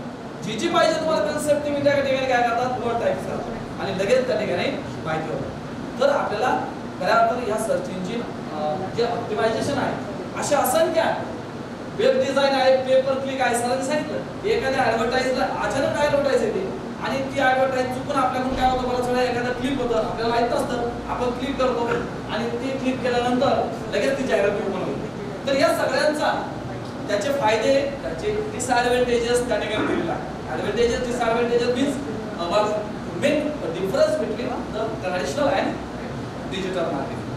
तर आता digital marketing, why digital marketing is important? त्या ठिकाणी का महत्वाचं आहे डिजिटल मार्केटिंग आजच्या काळात? का महत्वाचं आहे? सो फर्स्ट आहे ऑनलाईन प्रेझेन्स. आजचा जमाना आहे प्रत्येक व्यक्तीकडे. साहेब भारतामध्ये एकूण या ठिकाणी आता मध्यंतरी एका नियतकालिकामध्ये 70% फॅमिलीकडे आज जवळजवळ स्मार्टफोन आहे. मी फोन म्हणत नाही, मी स्मार्टफोन म्हणतो. 70% कुटुंबांकडे आज जवळजवळ 70% भारतीयांकडे स्मार्टफोन आहे. आता स्मार्टफोनाला पूर्वी गरजा असायच्या अन्न, वस्त्र, निवारा, बरोबर. आजचा गरजा बदललेला आहे, तरुणांच्या गरजा फारच बदललेला आहे. स्मार्टफोन, चार्जर, नेट बॅलन्स या 3 गरजा जर असेल तर मला नाही वाटत तुम्हाला भूक लागेल, तुम्हाला तहान लागेल, बरोबर की नाही? अन्नवाऱ्याची ती गरजच नाही. कुठेही आपलं तुम्ही झाडाखाली जरी असेल म्हणजे ज्यावेळेस आपण एखाद्या 4 व्हीलर मध्ये चालत असतो इतके लोक बिझी असतात की मोबाईल मध्ये बिझी असताना समोरचा आपण धडकतो, समोरच्यावर चालतो, हा परिस्थिती भयानक आहे. ठीक, याचा दुरुपयोग नक्की आहे, परंतु आपल्याला त्याचा फायदा त्या ठिकाणी कसा करता येईल तर ऑनलाईन प्रेझेन्स. आपण अनेक जण ऑनलाईन प्रेझेन्स असतात. 70% भारतीयांकडे मोबाईल आहे मी असं म्हणेन, कारण कुटुंबात आहे म्हणजे ती युजर आहे. कुटुंबात कदाचित 5 असेल, 6 असेल, आता शॉर्ट फॅमिली होत चालतात, 3 असेल तरी पण ते मोबाईल यूज करतात. ऑनलाईन प्रेझेन्स असल्यामुळे आपल्याला या ठिकाणी प्रोफेशनल लुक त्या ठिकाणी येतो. प्रोफेशनल लुक मध्ये म्हणता येतं first impression is last impression असं एक मन आहे आपलं. ज्यावेळेस प्रोफेशनल लुक देत येतो आपल्याला ऑनलाईन मार्केटिंग करायचं असेल तर चांगल्या प्रकारे देत येतो. छोट्या गोष्टी आहेत. आपण शेतकरी असेल, आपलं पीक असेल, आपण अगदी आमच्याकडे आता जास्तीत जास्त गहू, कांदा हे पीक मोठ्या प्रमाणात घेतलं जातं. तुम्ही चांगल्या प्रकारची जाहिरात करू शकता, चांगल्या प्रकारची ऍडव्हर्टाइज करू शकता. तुमच्या अनेक मित्रांना तुम्ही त्या ठिकाणी पाठवू शकता. प्रोफेशनल फ्लेक्सिबिलिटी आहे, म्हणजे जर आपण बॅनर बनवला यामध्ये दुरुस्त करणं जरा थोडंसं कठीण आहे, परंतु नेटवर जर समजा आपल्याला दुरुस्त करायचं असेल तर आपण फ्लेक्सिबिलिटीने आपली ऍडव्हर्टाइज किंवा आपली पब्लिसिटी आपण त्या ठिकाणी दुरुस्त करू शकतो. त्यानंतर ट्रॅकिंग, आपल्या ट्रॅकिंग पण करता येतं. सपोज आता बराच वेळा काय होतं की एखादी फ्लिपकार्टवर मोबाईल असेल तर त्याचं ट्रॅकिंग ते करतात, किती अनालिसिस करतात की किती फॉलोअर्स आहेत, किती जणांनी बघितला, त्यानंतर काही स्टार त्याला त्या ठिकाणी दिले जातात आणि मग त्याच्यामध्ये 1 star, 2 star, 3 star, 4 star, 5 star त्या ठिकाणी दिले जातात. तर ट्रॅकिंग करून सुद्धा आपण आपला अनालिसिस करू शकतो. आणि बिझनेस रन बाय 24 आवर्स शेवटचं फार महत्त्वाचं आहे. जे बिझनेस रन बाय 24 आवर्स 24 तास 24/7 त्याला दिवसातला एकही क्षण असा नाही की आपला बिझनेस त्या ठिकाणी रन होऊ शकतो. आपला बिझनेस रन करू शकतो. आपले प्रॉडक्ट कस्टमर पर्यंत सकाळी बघा ज्या वेळेनुसार कस्टमरच्या सोयीनुसार तो ऍड बघू शकतो. त्याला वाटतं संध्याकाळी फ्री आहे, संध्याकाळी बघू शकतो. त्याला वाटतं सकाळी फ्री आहे, सकाळी बघू शकतो. त्याला वाटतं दुपारी फ्री पाहिजे त्यावेळेस, त्याला ज्या वेळेस पाहिजे त्यावेळेस त्या ठिकाणी फ्री आहे. मग आपल्याला या ठिकाणी आपली ऍडव्हर्टाइजमेंट त्या ठिकाणी करायची कोणकोणते वेज आहे. डिजिटल मार्केटिंग मध्ये आपल्याला या ठिकाणी कोणकोणते वेज आहे तर एवढी सगळी वेज आहे. आता काही वेज जे आहेत त्याच्यामध्ये आर्टिफिशियल इंटेलिजन्स वर काही बोलणार आहे. त्याच्यात मी फार महत्त्वाचं त्या ठिकाणी महत्त्वाचं जे आहे ते त्या ठिकाणी सांगतो. इन्फ्लुएन्सर मार्केटिंग, जे काही इन्फ्लुएन्सर मार्केटिंग आहे. आता याच्यामध्ये बऱ्याच जणांना माहिती आहे की काही प्रतिभावंत व्यक्ती असतात. तर ह्या प्रतिभावंत व्यक्ती काही तुमच्यातले असतील, काही रील्स बनवत असेल, बघा त्याचे फॉलोअर्स असतात, बरोबर आहे. आता हे जास्तीत जास्त इन्स्टा, ट्विटर यामध्ये जास्त वापरलं जातं. आता याच्यामध्ये सुद्धा आहे अनेक प्रकार आहेत. तर त्याच्यामध्ये खरं तर या ठिकाणी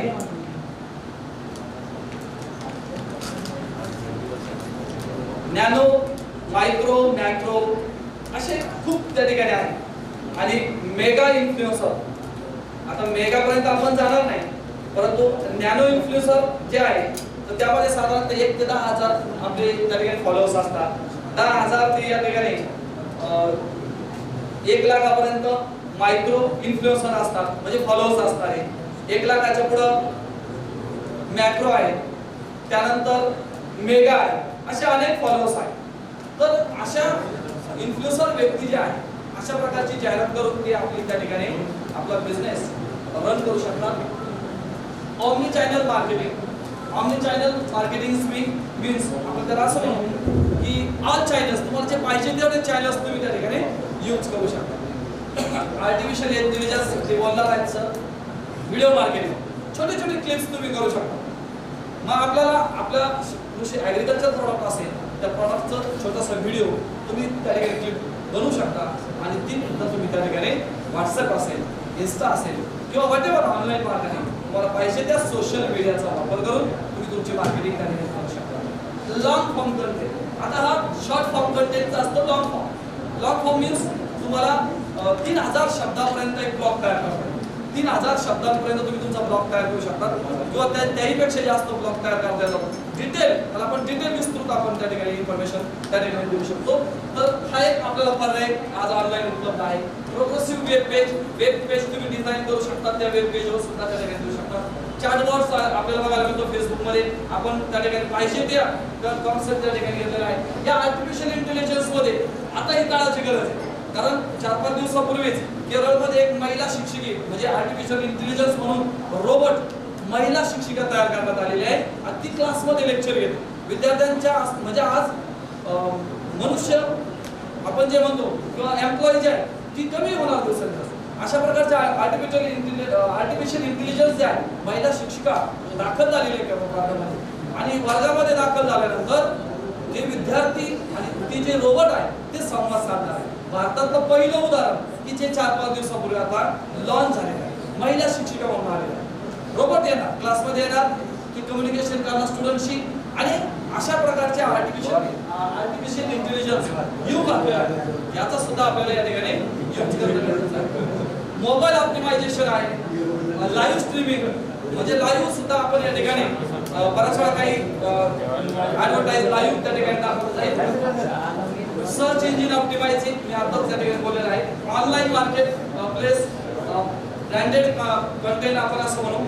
तर असे अनेक वेज आहेत ज्या वेजच्या माध्यमातून आपण या ठिकाणी खरं तर वेगवेगळ्या आपल्या मार्केटिंगचं करू शकतो. मी सुरुवातीला सांगितलं हा जो पीपीटी आहे शॉर्ट टाइम अगदी चेअरपर्सनचं जे काम असतं खरं तर त्यांच्या लेक्चरचं एक रिव्ह्यू घ्यायचा असतो आणि चेअरपर्सननी फारसं व्याख्यान द्यायचं नसतं पण त्यांच्या विषयाला धरून थोडंसं एंटरप्रेन्योरशिप आणि मार्केटिंग आपल्याला कसं करता येईल बिझनेस करता येईल आपल्याला. परंतु बिझनेस करताना असणारं आपल्याला आपल्या हातातलं जे 6वं इंद्रिय आहे जे मोबाईल जे स्मार्टफोन आहे याचा यूज करून आपण नक्कीच त्या ठिकाणी आपला बिझनेस डेव्हलप करूया. खरं तर या ठिकाणी मला विषय वेगळा घ्यायचा होता आणि खूप काही बोलायचं होतं तर ठीक आहे असो. आपण मला चेअरपर्सन बी म्हणा संधी दिली आणि थोडंसं मला आपलं सगळं डिजिटल मार्केटिंगवर बोलता आलं किंवा एंटरप्रेन्योरशिप प्लस मार्केटिंग यावर बोलता आलं आपल्याला. त्या ठिकाणी आपण मला संधी दिली त्याबद्दल पुन्हा एकदा मी धन्यवाद म्हणतो. नेक्स्ट टाइम आपल्याला ज्यावेळेस पुन्हा एकदा योग घडून आला की मी पुन्हा माझ्या लेक्चरवर सविस्तर त्या ठिकाणी चर्चा केली. Thank you so much. Thank you, sir, for your nice way of imparting the knowledge. Thanks once again. And here is the end of technical session 3rd. We will start right now technical session 4. So I would like to request Honorable Chairperson and Honorable Speaker, sir, please come on off stage and yes. Thank you. Thank you.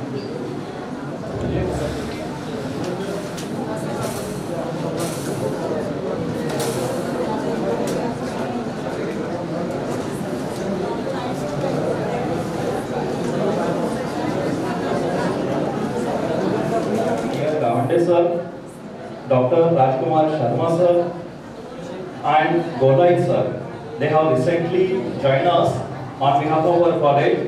I must welcome them and let's welcome them by clapping our hands. Please welcome them by clapping our hands.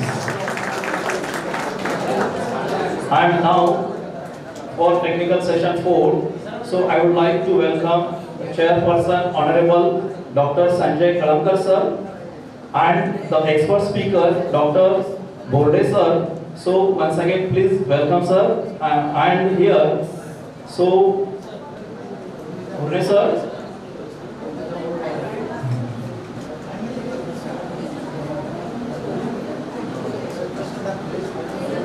You are the vice principal, honorable expert speaker Dr. Borde sir. Sir, you are the associate professor, Department of Commerce, Arts and Science and Commerce College, Kolar, Taluka Raheta, District, Ahmednagar. I would like to request Dr. Rajkumar Sharma sir, please come on the dais. Sharma sir.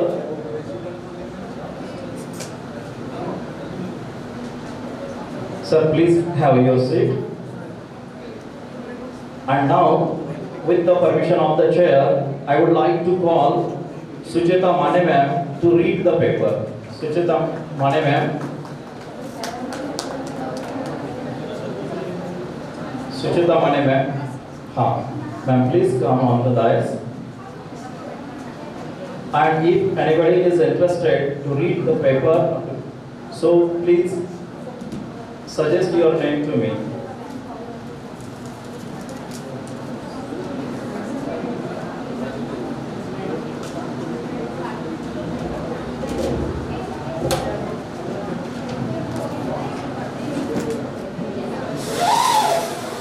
Good afternoon, all the dignitaries, the dais, and who are present here, and all the dais. Honorable President, sir, Honorable Principal, sir, and respected, all of the respected sirs, and also last but not the least, our innovators of young generation. It's our professors and also our dear students. It is very pleasure to present here, and also I am very proud to be here in the part of this. Sorry.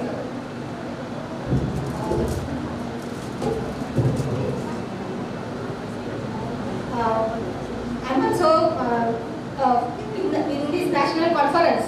Our theme is that the recent trends in industry and commerce.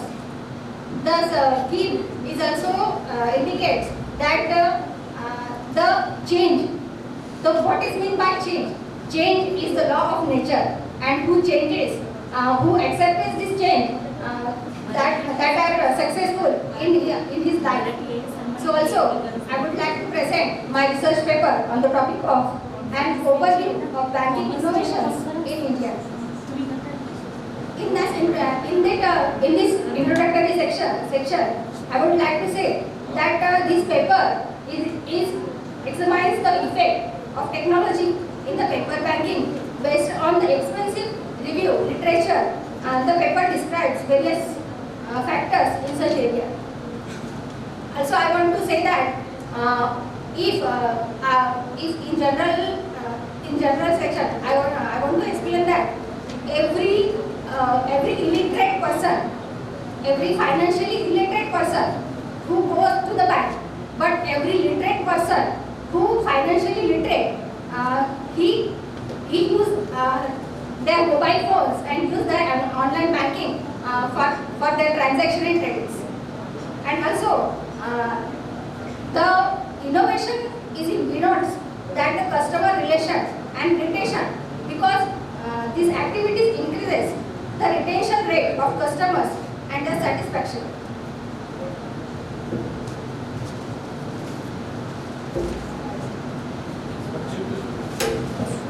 My research paper's objective is to study the banking innovation. Honorable Chairperson wants to say something. Please, ma'am. Paper माझं recent trends in commerce या विषयालाच धरून आहे. कारण आता जो मी तो विषय मांडणार आहे त्या विषयाचा जो नायक आहे त्या नायकाने प्रामुख्याने महिला सक्षमीकरण आणि महिला उद्योजकता या दृष्टिकोनातून काम केलेलं आहे. माझ्या पेपरचं नाव आहे वीरशैव धर्मातील महात्मा बसवेश्वरांचे स्त्री सक्षमीकरणाच्या कार्याचे विश्लेषणात्मक अध्ययन. 12व्या शतकामध्ये महिला सक्षमीकरणाचं कार्य करणारा एक महात्मा, त्याचं नाव आहे वीरशैव धर्माचे संस्थापक बसवेश्वर. बसवेश्वरांनी प्रामुख्याने 12व्या शतकामध्ये स्त्री पुरुष समता प्रस्थापित करण्याचं काम केलं. फक्त स्त्री पुरुष समता प्रस्थापित केली नाही, तर त्याचबरोबर पुनर्विवाह, विवाह, त्याचबरोबर महिलांना उद्योगामध्ये मार्गदर्शन, वेश्यांचं पुनर्वसन, महिला सशस्त्र दल, विटाळ संकल्पनेला नकार, महिलांचं साहित्य, अष्टलिंग धारण करण्याचं महिलांना दिलेलं स्वातंत्र्य, हे खऱ्या अर्थानं पुरोगामी कार्य 12व्या शतकामध्ये केलं ते बसवेश्वरांनी. भारताचं संविधान निर्माण झाल्यानंतर महिलांना खऱ्या अर्थानं स्त्री पुरुष समता या संकल्पनेला सामोरं जावं लागलं. त्याआधी जर आपण वैदिक कालखंड पाहिला तर स्त्रीला पुरुषांच्या बरोबरचं स्थान होतं. स्त्री सुद्धा संधू वधू प्रमाणे काम करत होती. मैत्री आणि गार्गी ही संकल्पना आपण पाहिलेली आहे, पण वैदिक काळामध्ये महिलांना असलेलं स्थान मध्ययुगीन कालखंडामध्ये मिळालं नाही. स्त्रीला मोठ्या प्रमाणात उपास तपास आणि कर्मकांड यांच्यामध्ये गुंतवलं गेलं, त्यामुळे स्त्रियांची अधोगती गेली. पुढे मात्र आधुनिक काळामध्ये शाहू फुले आंबेडकर यांच्या माध्यमातून स्त्रियांच्या उत्थानाचं मोठ्या प्रमाणाचं कार्य झालं. पण ते कार्य होण्याच्या आधी, संविधान निर्माण होण्याच्या आधी बसवेश्वरांनी केलेलं कार्य हे अप्रतिम कार्य आहे. कारण का ज्या काळामध्ये स्त्रीला विटाळ समजून बाहेर काढलं जायचं, स्त्रीला पुरुषांच्या बरोबरचं स्थान दिलं जात नव्हतं, त्या पिरियडमध्ये स्त्रीला स्त्री समजून तिला मानवी हक्क देण्याचं काम हे बसवेश्वरांनी केलेलं दिसून येत आहे. आजच्या या परिषदेमध्ये फक्त 2 मिनिटं मला बोलण्याचा वेळ दिला होता. त्या वेळेचा मान राखून मी माझं इथं माझ्या पेपरचा सारांश सांगते आणि माझं मनोगत संपवते.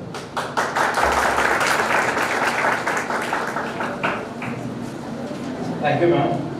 The next faculty is Dr. V.D. Kove, sir. Sir, you are working at our junior college in the faculty of cooperation. Kove, sir.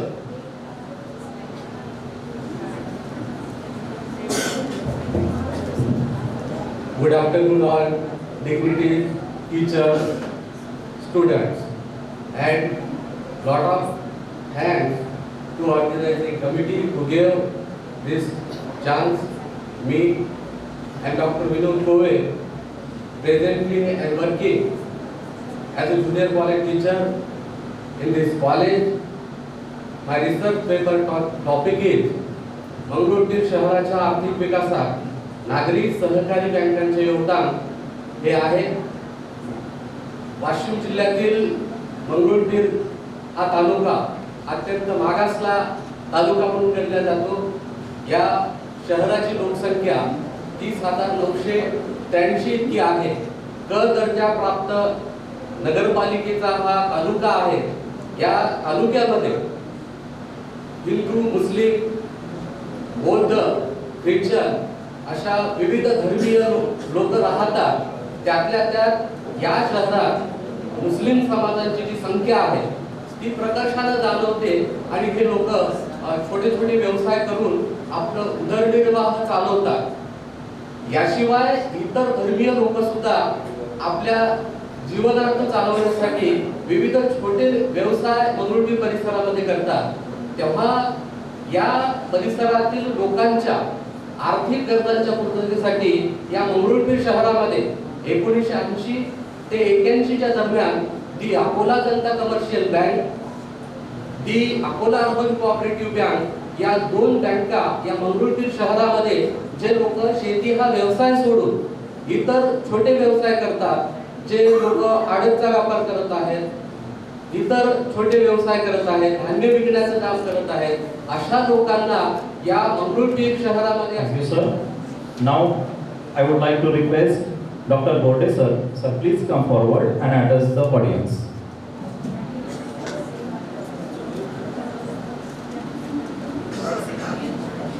Good afternoon, all of you. मंचावरील तुमचे मित्र कळमकर सर, राठोड साहेब, नाईक साहेब, संस्थेचे विविध पदाधिकारी, महाविद्यालयाचे प्राचार्य, वजरेड सर, या सर्वांनी आम्हाला या ठिकाणी अगत्याचं निमंत्रण दिलं आणि त्यासाठी रिसोर्स पर्सन म्हणून एक ऑपॉर्च्युनिटी किंवा संधी दिली त्याबद्दल मी सर्वांचे पहिल्यांदा आभार मानतो. आजच्या या कॉन्फरन्ससाठी आमचे मित्र जगताप सर यांनी अगोदर सांगितलं की उद्योजकता कशी महत्त्वाची आहे. खरं तर आजच्या युगामध्ये सगळंच मॉडर्नायझेशन आलेलं आहे, AI टूल्स आलेले आहे. गोरख सरांनी त्यांच्या व्याख्यानामध्ये सांगितलं की एक रोबो टीचर अपॉइंट केलेली आहे. भविष्यामध्ये जॉबचं थोडंसं क्रिटिकल होत गेलेलं आहे. मग आपल्याला जीवन जगण्यासाठी काहीतरी करावंच लागणार आहे. उद्योग तर आवश्यकच आहे, परंतु आता उद्योग करत असताना त्या उद्योगाची नीतिमत्ता कशी असावी आणि त्याची सामाजिक बांधिलकी किंवा सामाजिक जबाबदारी कशी असावी या विषयावरती मी माझं प्रेझेंटेशन देणार आहे. तर माझ्या विषयाचं नाव आहे business ethics and social responsibility. आता इथिक्स किंवा नीतिमत्ता म्हणजे काय असतं नेमकं? प्रत्येक माणसाची नीतिमत्ता असते, तशी व्यवसायाची नीतिमत्ता म्हणजे काय? व्यवसाय तर चालू शकत नाही, बोलू शकत नाही, विचार करू शकत नाही. व्यवसाय हे निर्जीव आहे, पण त्याला चालवणारे व्यक्ती, त्याचे ऑपरेटर्स ज्यांना आपण डायरेक्टर्स म्हणतो, ते मात्र सजीव आहे. त्यांची नीतिमत्ता म्हणजेच व्यवसायाची नीतिमत्ता. व्यवसायात काम करणाऱ्याची नीतिमत्ता, कर्मचाऱ्यांची नीतिमत्ता म्हणजे व्यवसायाची नीतिमत्ता. व्यवसायाची संलग्न असणारे जेवढे लोक असतील त्यांची नीतिमत्ता कशी आहे, ती म्हणजे व्यवसायाची नीतिमत्ता. आता नीतिमत्तेचा अर्थ काय असतो की जे काही करायचंय ते चांगल्या पद्धतीने करायचंय, चांगल्या नियमांना धरून करायचंय, कुठलाही कुणाची फसवणूक करणार नाही, लुबाडणूक करणार नाही, अशा काही गोष्टी नाहीयेत की ज्या व्यवसायाने कराव्यात. व्यवसायाचा मेन एम नफा मिळवणे असतो, परंतु हा नफा अनैतिक मार्गाने किंवा फसवणुकीच्या मार्गाने न मिळवता चांगल्या मार्गाने कसा मिळवता येईल या दृष्टीने केलेला प्रयत्न म्हणजे बिझनेस एथिक्स. आता या बिझनेस एथिक्सचं व्यवसायामध्ये काय महत्व आहे, कशासाठी बिझनेस एथिक्स आपण व्यवसायामध्ये वापरले पाहिजे, तर 4-5 पॉइंट्स या ठिकाणी दिलेले आहेत. पहिलं आहे तर तुमच्या कंपनीचं नाव, ज्याला आपण ब्रँड रिकग्निशन म्हणतो, ते वाढवायचं असेल, त्याच्यामध्ये ग्रोथ करायची असेल तर तुमच्या व्यवसायाची नीतिमत्ता ही चांगली असायला हवी. त्यानंतर जे काही तुमचे इतरांशी व्यवहार असतील, निगोशिएशन करायचं असेल, त्याच्यामध्ये जर वाढ करायची असेल तर त्यासाठी सुद्धा तुम्हाला बिझनेस एथिक्स किंवा व्यवसायाची नीतिमत्ता चांगलं असणं गरजेचं आहे. लोकांमध्ये तुमच्या मालाच्या संदर्भात विश्वास निर्माण व्हावा, तुमच्या कंपनीच्या वस्तूच्या संदर्भातला विश्वास टिकून राहावा, यासाठी सुद्धा व्यावसायिक नीतिमत्ता तेवढीच महत्त्वाची आहे. त्यानंतर तुमचे कस्टमर टिकून राहावे, त्याच्यामध्ये वाढ व्हावी, जे जुने आहेत ते टिकून राहावेत, यासाठी सुद्धा व्यावसायिक नीतिमत्ता अत्यंत महत्त्वाची आहे. त्यानंतर नेक्स्ट पॉइंट, बिझनेस जे इथिक्स आहेत, मी फक्त एवढेच 5-10 सांगणार आहेत, कारण 2:30 वाजेपर्यंत आपला जे लंच टाइम दिलेला होता त्याच्या पुढे आपलं बरंच चाललेलं आहे, म्हणून मला सांगण्यात आलं की तुम्ही फक्त 5-10 मिनिटं बोला, म्हणून मी फक्त एवढे 10-12 जे काही इथिक्स आहेत बिझनेसचे त्याच्या फक्त थोडक्यात सांगण्याचा प्रयत्न करणार आहे. तर बिझनेस एथिक्स मध्ये पहिलं इथिक्स आहे फेअरनेस. तर फेअरनेस म्हणजे योग्य, तुमचं जे काही ग्राहकाशी वर्तन असेल किंवा इतर काही गोष्टी असतील त्या योग्य असल्या पाहिजेत. त्यामध्ये कुणाची फसवणूक होणार नाही याची पण काळजी आपण घेतली पाहिजे. पुढच्या स्लाइडमध्ये मी बरेचसे उदाहरण दाखल सगळ्याचे पॉइंट दिलेले की समानता ज्याला आपण म्हणू, 2 कर्मचारी सारखंच काम करत असतील तर सारखाच पगार त्यांना असणं गरजेचं आहे, परंतु आपल्या जवळचा आहे किंवा ज्याला आपण थोडंसं वशिलेबाजी म्हणतो, आता वशिलेने घेतलेला असेल मग त्याला जास्त पगार आहे. सारखंच काम करणारे दोघं आहे पण एकाला कमी पगार एकाला जास्त पगार, असं जर व्यवसायामधलं चित्रण असेल तर ते काही योग्य नाही आहे. फेअरनेस म्हणजे दोघांमध्ये समानता असली पाहिजे, सारखं काम करणाऱ्याला सारखं वेतन दिलेलं असलं पाहिजे. व्यवसायाने या तत्त्वाचं पालन करणं गरजेचं आहे. त्यानंतर रिस्पेक्ट टू अदर, जसं मानवी वृत्तीमध्ये इतरांना आपण आदर करतो किंवा रिस्पेक्ट देतो, तसंच व्यवसायाने सुद्धा सर्वांचा आदर करणं गरजेचं आहे. ग्राहकाचा आदर करणं गरजेचं आहे, कारण ग्राहक हा राजा आहे, आता गोलकरांनी सांगितलं, त्याच्याशिवाय आपला वस्तूचा विक्री किंवा सेल होऊ शकणार नाहीये आणि त्याला आपण राजाच मानलं पाहिजे. पण बऱ्याचदा तो ग्राहक आपल्याकडे आल्यानंतर आपण त्याला उलटून बोलणं, गरज असली तर तू घे नाही तर पुढचं दुकान बघ असं सांगणं, हे जे काही प्रकार होतात असे प्रकार व्यवसायामध्ये नको आहेत. तर प्रत्येकाला रिस्पेक्ट देणं हे सुद्धा तेवढंच महत्त्वाचं आहे. त्यानंतर विश्वासार्हता, वर्दीनेस त्याला म्हटलं जातं.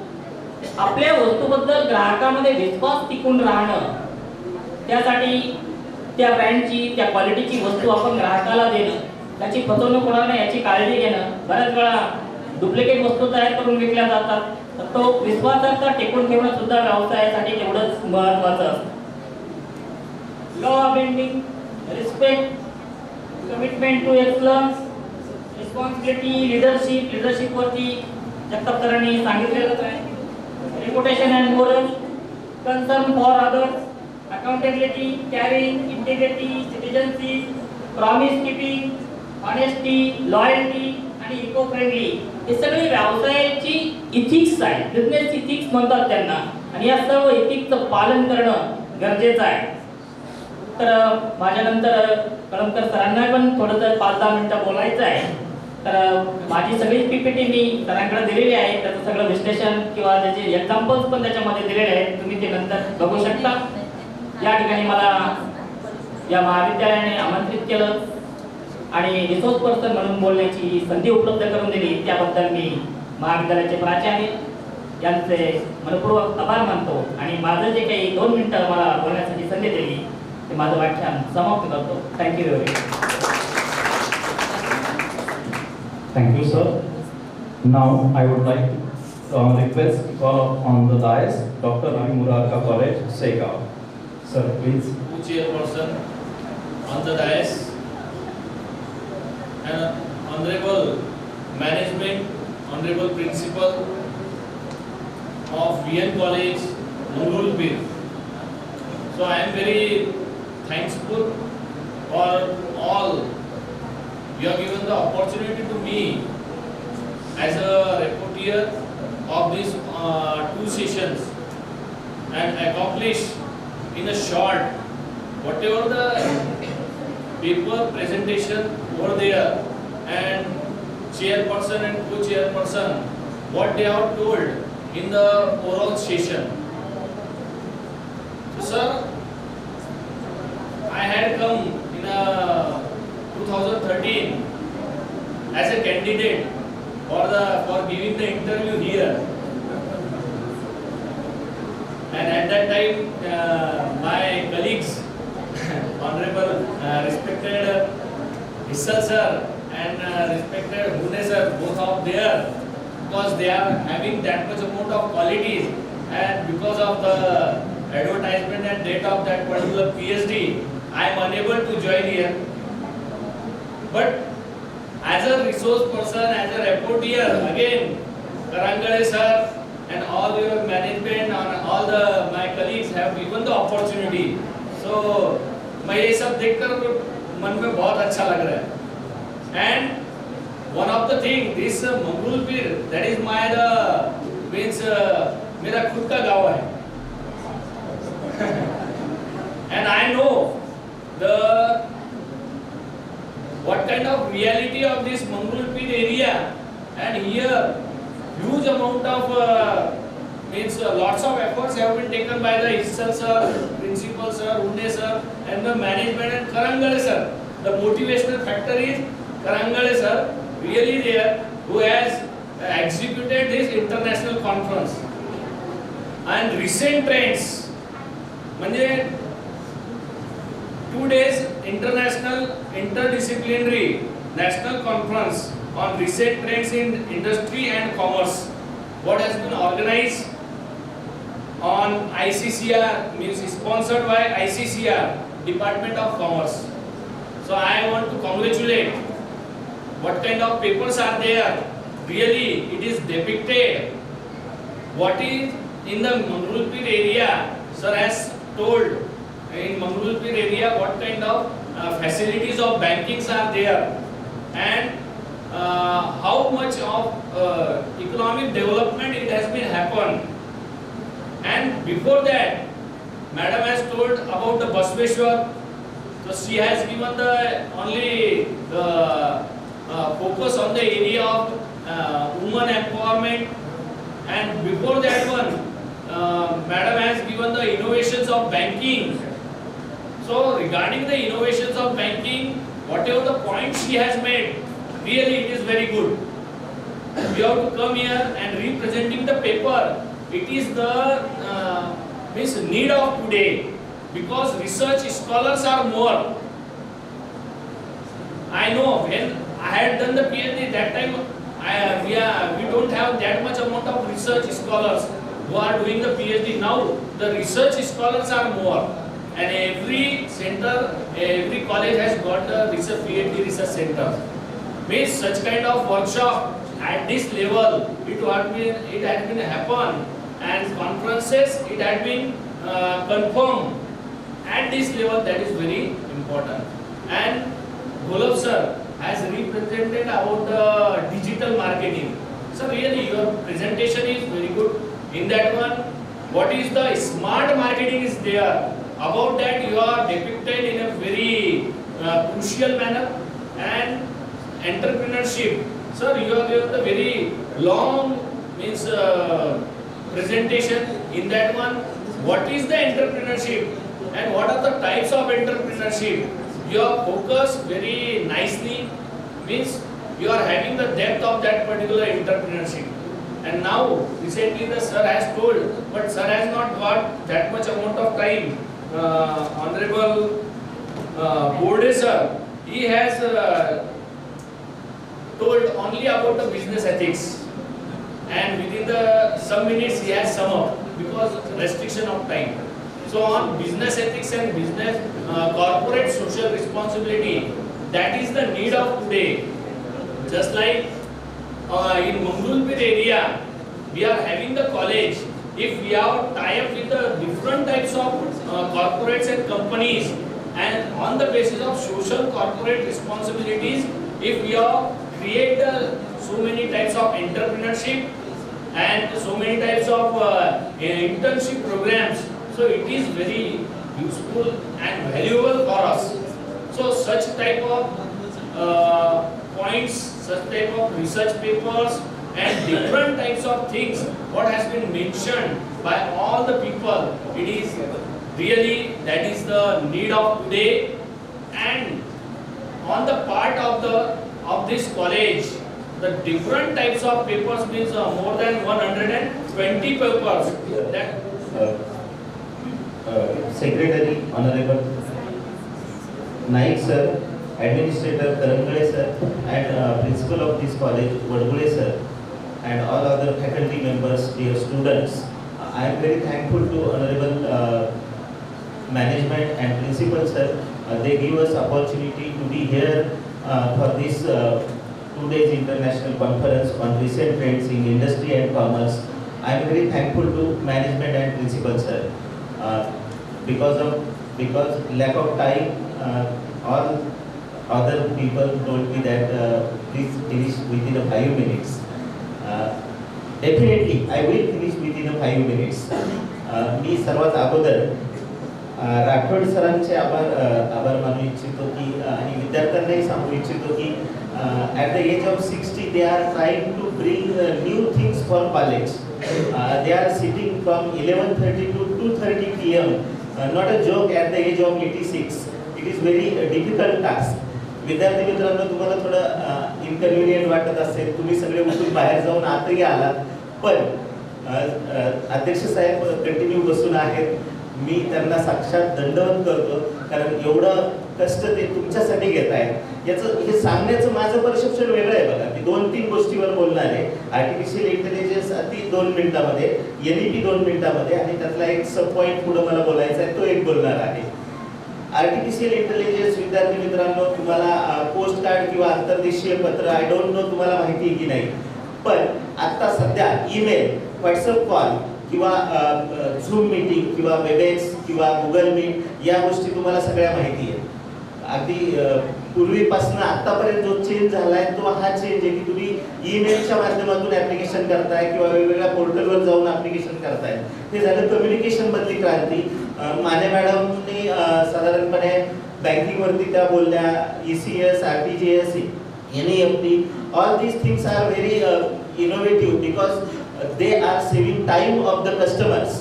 बँकेच्या लाईन मध्ये उभं राहणं, पैसे भरणं आणि पैसे काढणं, it is not easy task. आपण अगदी मोबाईल रिचार्ज करण्यापासून लाईट बिल असेल, फोन बिल असेल, हे सगळं भरण्यासाठी लांबच लांब रांगांमध्ये उभे राहत होतो. आता आपण गुगल पे वापरतोय, फोन पे वापरतोय, Amazon पे, व्हॉट्सअप पे, या सगळ्या गोष्टी आपण अतिशय फ्लुएंटली वापरतोय. दॅट इज द चेंज और that is the recent trend in commerce. So हे आपल्याला माहित असायला हवं. त्यानंतर रिटेल ट्रेडमध्ये जी काय क्रांती झाली ती अफलातून आहे बघा. तुम्ही किराण्याच्या दुकानामध्ये जाऊन पिशवी घेऊन किराणा आणत होतात, बरोबर आहे. त्यानंतर डिपार्टमेंटल स्टोअर आले. मधल्या काळात खूप चर्चा व्हायच्या, मॉल आले, डिपार्टमेंटल स्टोअर आले, तर किराणा दुकानांचं काय होणार? काहीच नाही झालं. ऑल इज वेल, सगळं चालू आहे बघा. तुम्ही आता डिपार्टमेंटल स्टोअरमध्ये जातायत, मॉलमध्ये जातायत, त्याचबरोबर तुम्ही ऑनलाईन सुद्धा परचेस करताय आणि खूप कन्व्हिनियंटली तुम्ही हे सगळं करताय. हा रिसेंट ट्रेंड आहे आणि हा रिसेंट ट्रेंड आपल्याला लक्षात घेतलाच पाहिजे definitely.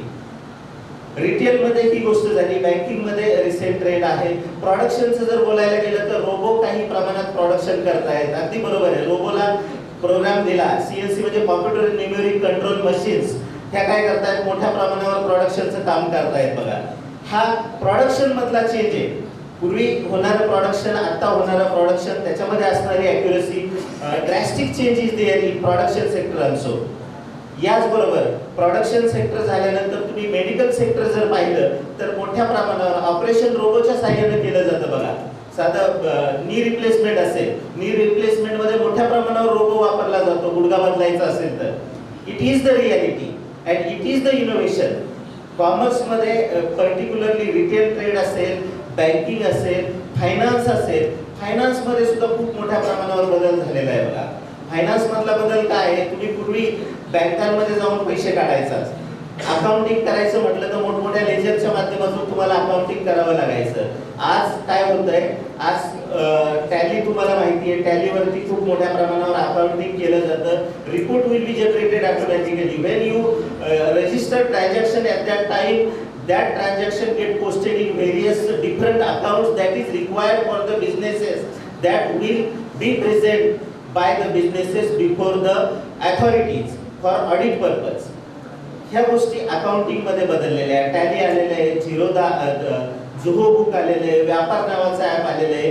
And all these facilities are using by the businesses or by the business houses. हे सगळं वापरलं जात आहे.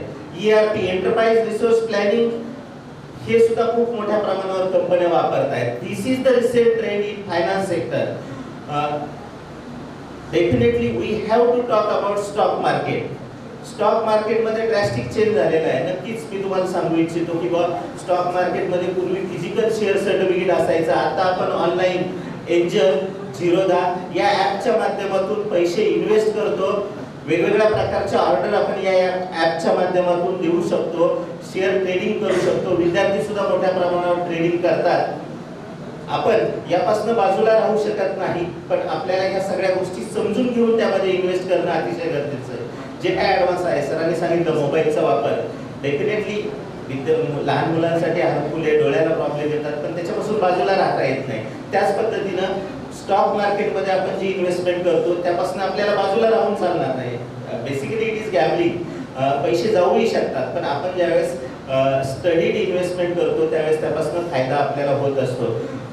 बघा, फिजिकल शेअर सर्टिफिकेट पासून डीमॅट अकाउंट आणि ऑनलाईन ट्रेडिंग हे सगळे प्रकार आलेले आहेत. हा रिसेंट ट्रेंड आहे बघा, आणि हा ट्रेंड आपल्याला आत्मसातच करावा लागेल, दुसरा त्याला पर्याय नाही. We have to adopt the changes which are upcoming, किंवा जे येऊ आलेले आहेत तेही आपण अडॉप्ट करतोय, किंवा जे येणार आहेत ते पण आपण अडॉप्ट करतोय. All these are the recent trends in commerce and industry. Friends, definitely AI, artificial intelligence, is used in all these things. Because of artificial intelligence, we are able to do all these work very efficiently. अगदी सहजपणे आपल्याला हे करता येतं एआयच्या माध्यमातून. मॅडमनी chatbot सांगितला, chat GPT आहे, मशीन लर्निंग आहे, हडूप आहे, अजून खूप वेगवेगळ्या गोष्टी आलेल्या आहेत बघा. साध्या गोष्टी त्या आपण सहजपणे वापरतोय बघा. जो नंबर सातत्यानं मोबाईलमध्ये डायल करतो ना, तो नंबर वरती येतो. ते काय आहे तर ते मशीन लर्निंग आहे बघा. बरोबर आहे ना. चॅटबॉट म्हणजे काय, आपण वेगवेगळ्या सिस्टीमशी जे कम्युनिकेट करतो, मेसेज पाठवतो, आपल्याला इमिजिएट रिप्लाय होतो. तो कोणी माणूस देत नसतो, ती मशीन रिप्लाय आपल्याला करत असते. Artificial intelligence is nothing but the thinking machine do their work similar to the human. Mimic actions of humans are done by the machines. आपण ज्या पद्धतीने विचार करतो ना, त्या पद्धतीने मशीन विचार करतात, आणि मशीन आपल्याला वेगवेगळ्या गोष्टी आपल्या पुढे आणून ठेवतात. रिटेलमध्ये फ्लिपकार्ट असेल, अमेझॉन असेल, तुम्ही जे सर्च करता ते तुम्हाला सातत्यानं समोर येत असतं. याला आर्टिफिशियल इंटेलिजन्स असं म्हटलं जातं, आणि त्या गोष्टी सातत्यानं नवीन येणारच आहेत, आणि त्या आपल्याला अडॉप्ट करावंच लागणार आहे. सरांशी मी आता बोलत होतो, शर्मा सरांशी, की what is the status of NEP. Sir म्हटले PG ला आलेले आहे, महाराष्ट्रभरात NEP PG ला लागू झाले, बरोबर आहे ना. त्याची ग्लोरी काय आहे माहिती आहे का? On job training is the glory of NEP. but don't know students how student will complete their on job training. तुम्ही जर खूप चांगल्या इन्स्टिट्यूट मध्ये ऑन जॉब ट्रेनिंग केलं, चांगल्या संस्थांमध्ये चांगल्या कंपन्यांमध्ये जर ऑन जॉब ट्रेनिंग केलं ना विद्यार्थी मित्रांनो, तुम्हाला पुढचे जॉब तिथंच लागणार आहे. बाहेरच्या देशांमध्ये जर पाहिलं ना, काही विद्यार्थी आहेत जे बाहेरच्या देशांमध्ये MBA करतात, त्यांना पार्ट टाइम जॉब मिळतो आणि तिथंच ते अपसॉप होतात. बघा, ते कल्चर आपल्याकडे पण आलेलं आहे. ऑन जॉब ट्रेनिंगला फक्त कागद रंगवून चालणार नाही, तर वेगवेगळ्या इन्स्टिट्यूटमध्ये, वेगवेगळ्या संस्थांमध्ये, वेगवेगळ्या उद्योगांमध्ये ऑन जॉब ट्रेनिंग करणं अतिशय महत्त्वाचं आहे, गरजेचं आहे. आणि मी आदरणीय साहेबांचं उदाहरण तुम्हाला दिलं. बघा विद्यार्थी मित्रांनो, आपण लकी आहोत किंवा तुम्हाला वर्गात बसायला मिळतंय, खूप कमी फी मध्ये हे होत आहे. पुढच्या काळात माहित नाही एज्युकेशन मध्ये काय होणार आहे. सरांना मी सांगू शकेल की सर, आमची गव्हर्निंग बॉडीची मीटिंग 20 तारखेला झाली. त्यामध्ये बरेच बाहेरचे मेंबर पण होते, आमचे सन्माननीय पदाधिकारी पण होते. त्यामध्ये एक विषय चर्चेला गेला, how the fund will raise by the institutions in future. भविष्य काळात इन्स्टिट्यूशन फंड कशा उभ्या करणार आहे. डोंट नो गव्हर्नमेंट पुढच्या काळात ग्रँट देईल नाही देईल, म्हणजे तुम्ही स्वतः कमवायचं, तुम्ही स्वतः स्पेंड करायचं आणि कॉलेज जसं चालवायचं तसं चालवायचं. म्हणून विद्यार्थी मित्रांनो, मी तुम्हाला सांगतो की तुम्ही खूप लकी आहात किंवा आपल्याला खूप कमी फी मध्ये, जर लहान मुलांचं जर पाहिलं ना, आपल्याला एखाद्या शाळेमध्ये पब्लिक स्कूलमध्ये एखादा मुलगा पाठवायचा म्हटलं तर 2-2, 3-3 लाख सहज सांगतात. बघा, आणि आपण 2,000 3,000 मध्ये कॉलेजमध्ये ऍडमिशन घेतो आणि शिकतो. मी आमच्या कॉलेजमधल्या आमच्या मुलांना डेफिनेट सांगतो, नेहमी सांगतो की तुमच्या ग्रोथला मारक काय माहिती का? तुमच्या ग्रोथला मारक फक्त हे की तुमची कमी फी ही तुमच्या ग्रोथला मारक आहे. आई वडील पण नाही विचार करत आणि विद्यार्थी पण नाही विचार करत. 2-3 हजार असेच भरलेले असतात आणि त्यामुळं ते त्याच्याकडे तुम्ही सिरियसली पाहत नाही. जर 2-2.5-3 लाख रुपये जर भरले ना, आई वडीलही तुम्हाला विचारतील, भाऊ काय शाळेत गेलता का, कॉलेजला गेलता का.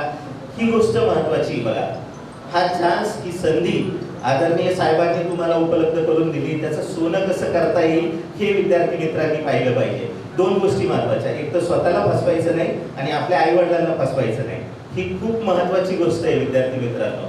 आणि ही का महत्वाची आहे तर असं सातत्यानं बोललं जातं किंवा तुम्ही एखाद्या प्रॅक्टिकलला आला नाही किंवा एखाद्या क्लासला बंक केलं तर तुम्ही म्हणता कसं गंडवलं सरांना.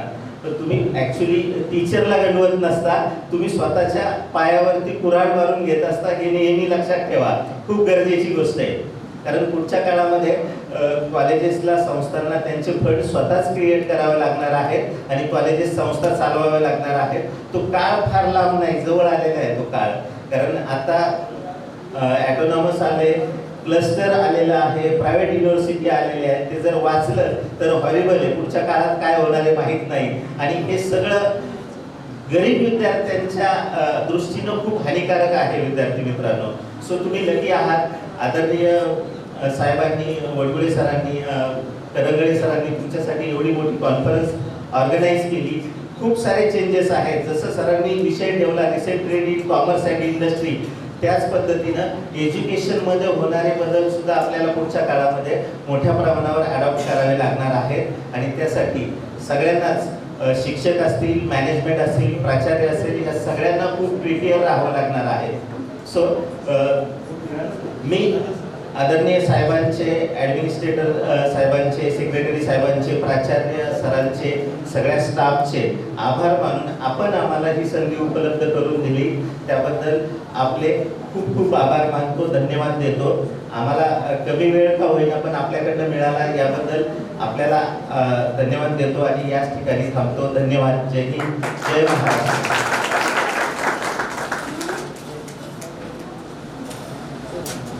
Thank you for your sessions, and immediately the valedictory function will start. So I request Honorable Dias, sir, please come off the dais, sir. A9, sir. Guest of honor, Honorable Dr. D.R. Gawande, sir, Principal and Member, Management Council, SGB University, Amravati. Karangay sir, Vadgule sir. Sir, please come on the dais. Honorable A. Rathod sir, I would like to request him to felicitate the guest of honor, Honorable Principal Dr. D.R. Gawande sir, offering memento, shawl and bouquet.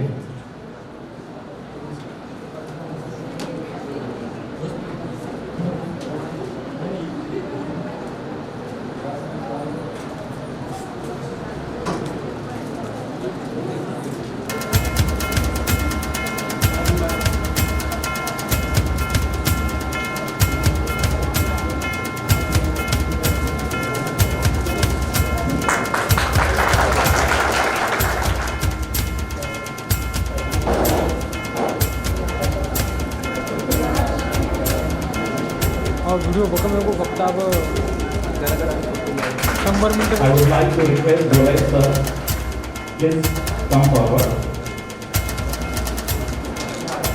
तुमचे सर्वांचे अगदी मनापासून आभार मानण्यासाठी मी ह्या ठिकाणी सर्वस्वी उभा आहे.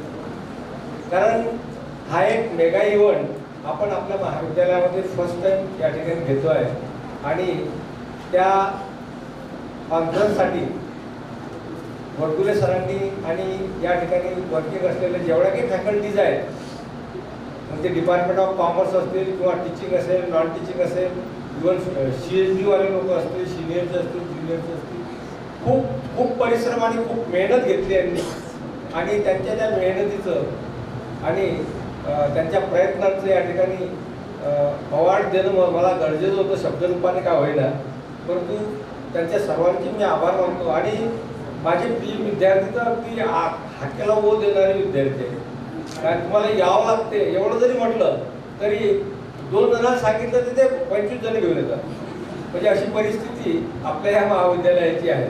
तर या ठिकाणी मी आपल्या संस्थेचे सन्माननीय अध्यक्ष आत्मारामजी राठोड साहेब यांच्या प्रेरणेतून हे सर्व घडतं आहे.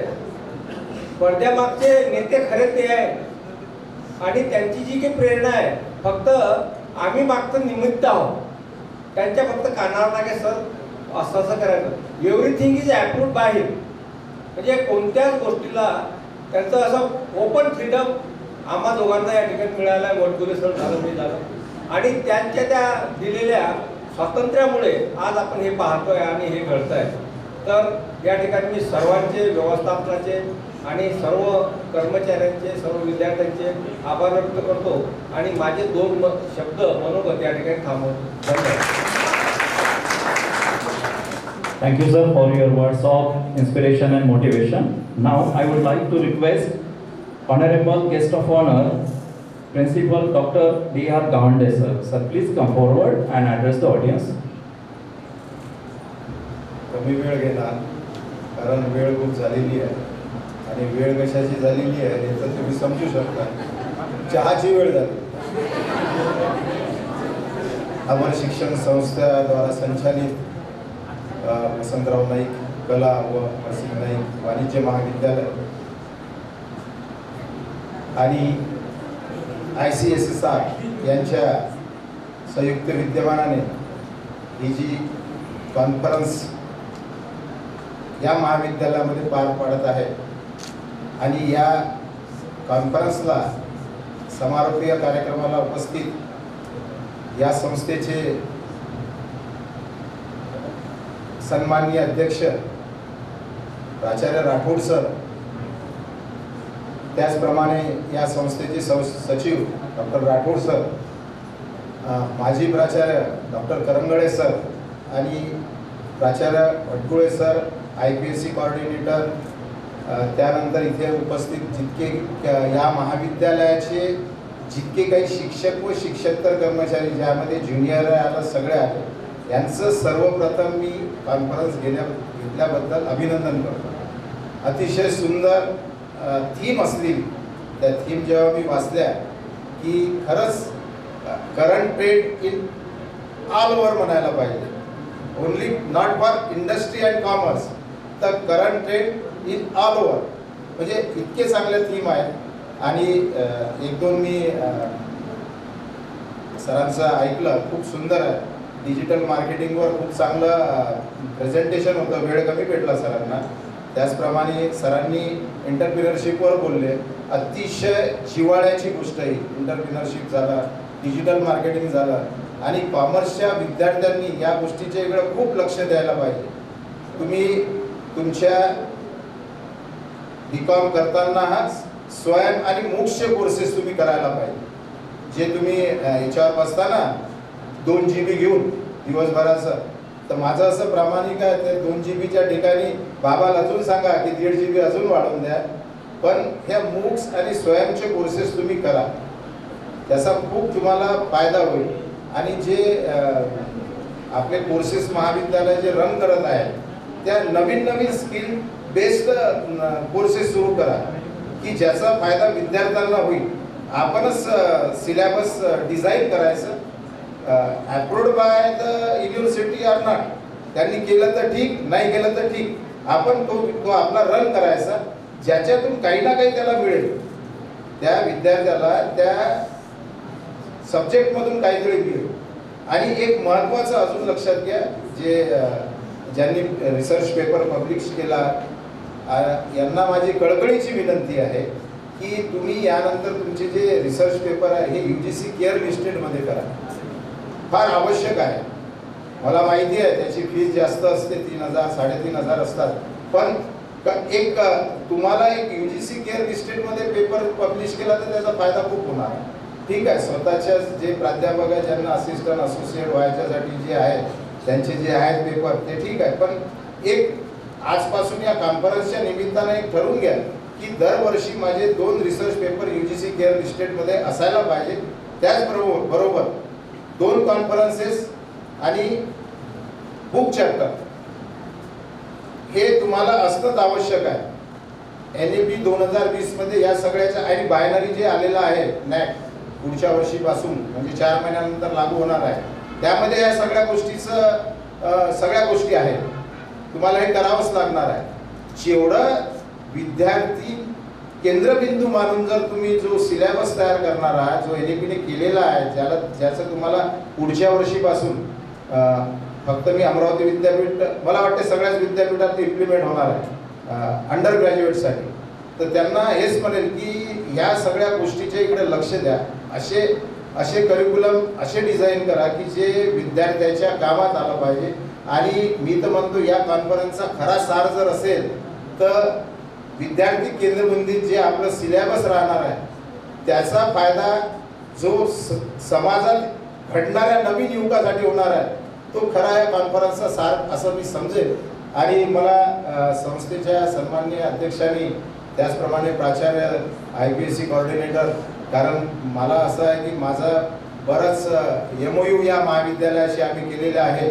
आमचेही फ्युचर प्लॅन्स आहेत की मी एक माझं जे कॉलेज आहे dear participant, faculty member and जास्त वेळ नाही घेणार, मलाही माहिती आहे. या 2 दिवसीय 2-day multidisciplinary national conference on recent trend in industry and commerce या विषयावर आपण घेतली. कालच्या सत्रामध्ये डॉक्टर बाबासाहेब आंबेडकर मराठवाडा विद्यापीठ छत्रपती संभाजीनगर इथले एक्सपर्ट स्पीकर आपण बोलवले आणि आज सावित्रीबाई फुले पुणे विद्यापीठ या ठिकाणचे एक्सपर्ट लोक आपण बोलवले जे की आपले पार्टिसिपंट आणि त्यांच्या याच्यामध्ये ब्रेन स्टॉर्मिंग आपण केलं. त्या बऱ्याच विषयावर कालपासून तुम्ही जी चर्चासत्र ऐकता, नक्कीच या चर्चासत्राचा उपयोग तुमच्या भविष्यासाठी होईल अशी मी आशा करतो.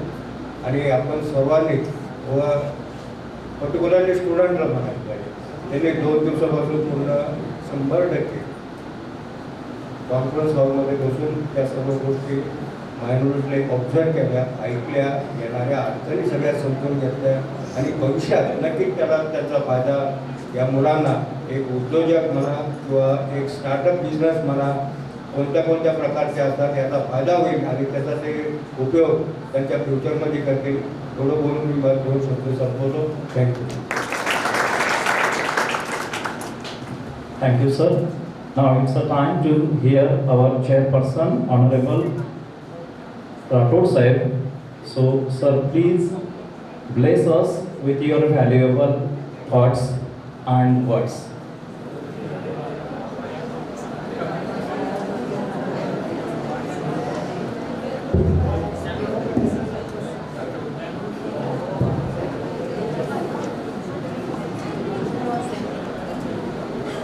काल आणि आज दोन्ही दिवस मिळून वाणिज्य विषयाचे तज्ञ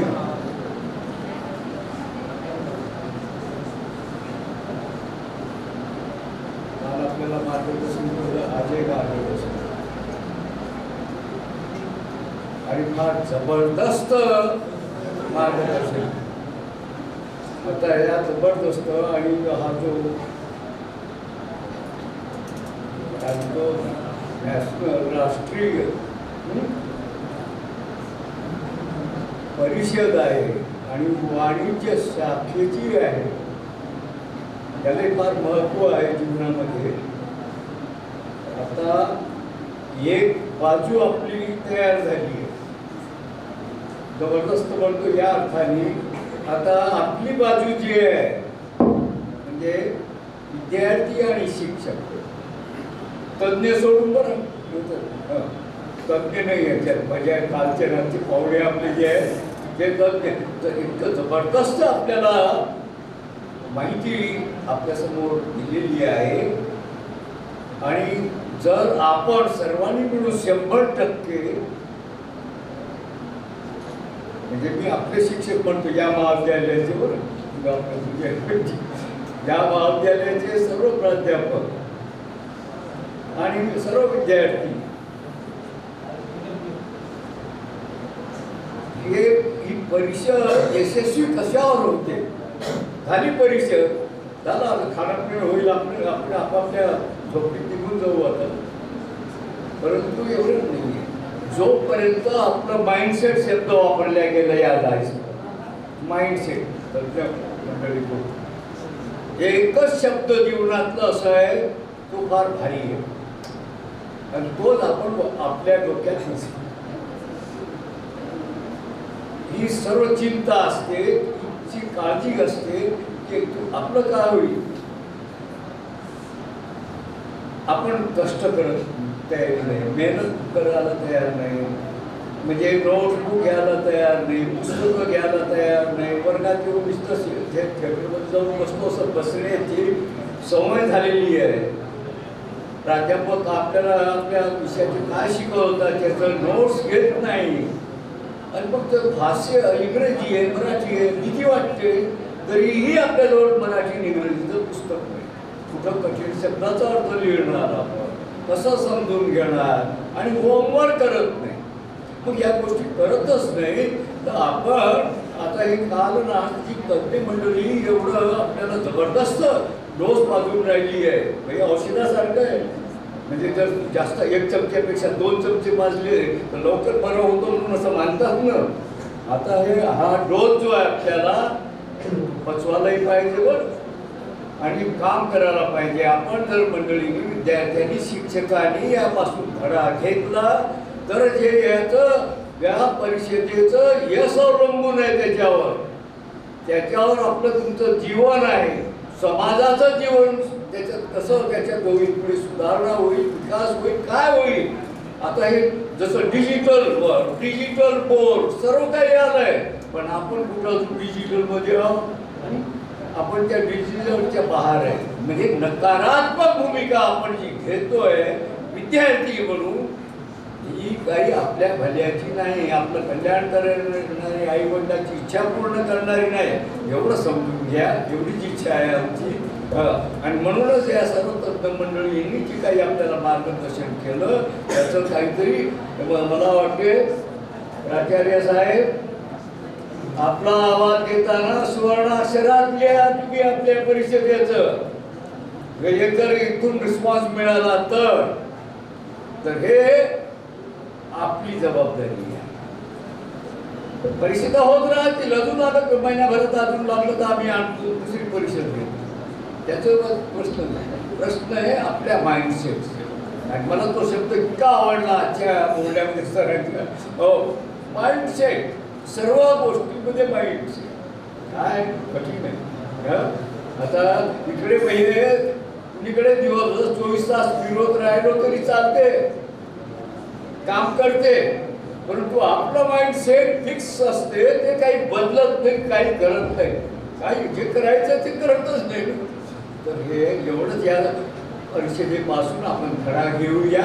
आणि आलात आपण सर्व मंडळी, खाली तज्ज्ञ मंडळी होती, खूप खूप मार्गदर्शन केलं. माझ्या आयुष्यात ऐकायला मला पहिल्यांदा संधी मिळाली.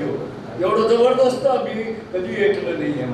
माझ्या म्हणजे आज 86 वर्षाच्या आयुष्यामध्ये मी एवढं जबरदस्त आजचं सर्व तज्ज्ञ मंडळीकडून जे ऐकलं, मला असं वाटलं असं यांच्यासारखं व्हावं, गुरुजनासारखं व्हा, तर त्या परिस्थितीचं यश त्याच्यावर अवलंबून आहे. सिद्ध होईल, दाखवता येईल आपल्याला काही केलं.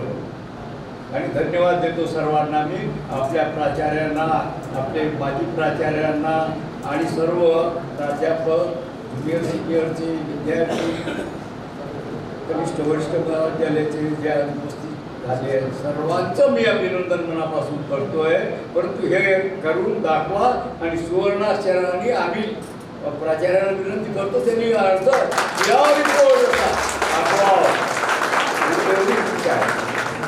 धन्यवाद. नमस्कार.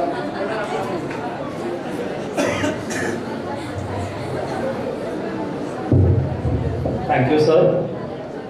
Now I call upon Sucheta Mane ma'am to please come forward and propose vote of thanks. Thanks. An acknowledgement, the contribution of those who work really hard to make this event possible.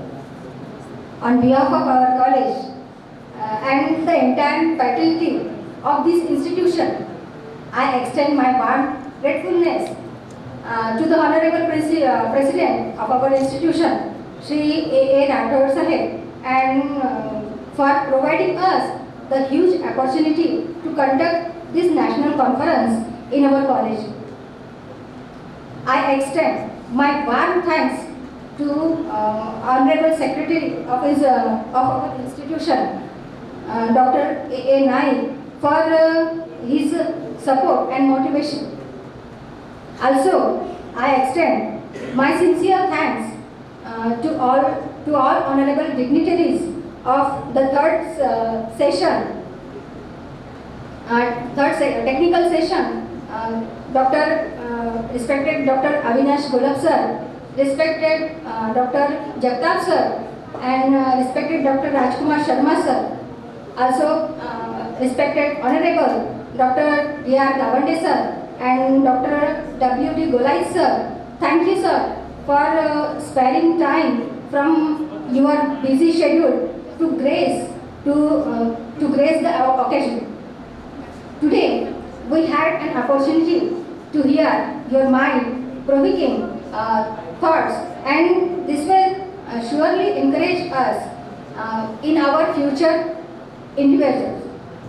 I also want to thankful to all of the honorable dignitaries of the fourth technical session, namely respected Dr. Kalamkar sir, respected Dr. Borde sir. Thank you, sir, for your deep and individual way for imparting knowledge has added glory of this event. A special mention our respected former principal, Dr. L.K. Karangade sir, and the ruling principal, respected Dr. S.M. Badgule sir, for being a catalyst that stimulated us to do our best. Also, I am really grateful to Dr. L.S. Purne sir and Shri P.N. Zadav sir for their efforts making smooth functioning of this two-day national conference. I would like to thank all the respected teachers who have blessed us with their presence, and I am thankful to all the staff for their supports. A big thanks to each and one of you present here, and also last but not the least, our college students who have been taken efforts for both sessions. Without their help, it's not possible. So thank you for everyone for their direct and indirect cooperation. And with the permission of Honorable President sir and delegates, I am request to all of you that please stand up for the national anthem.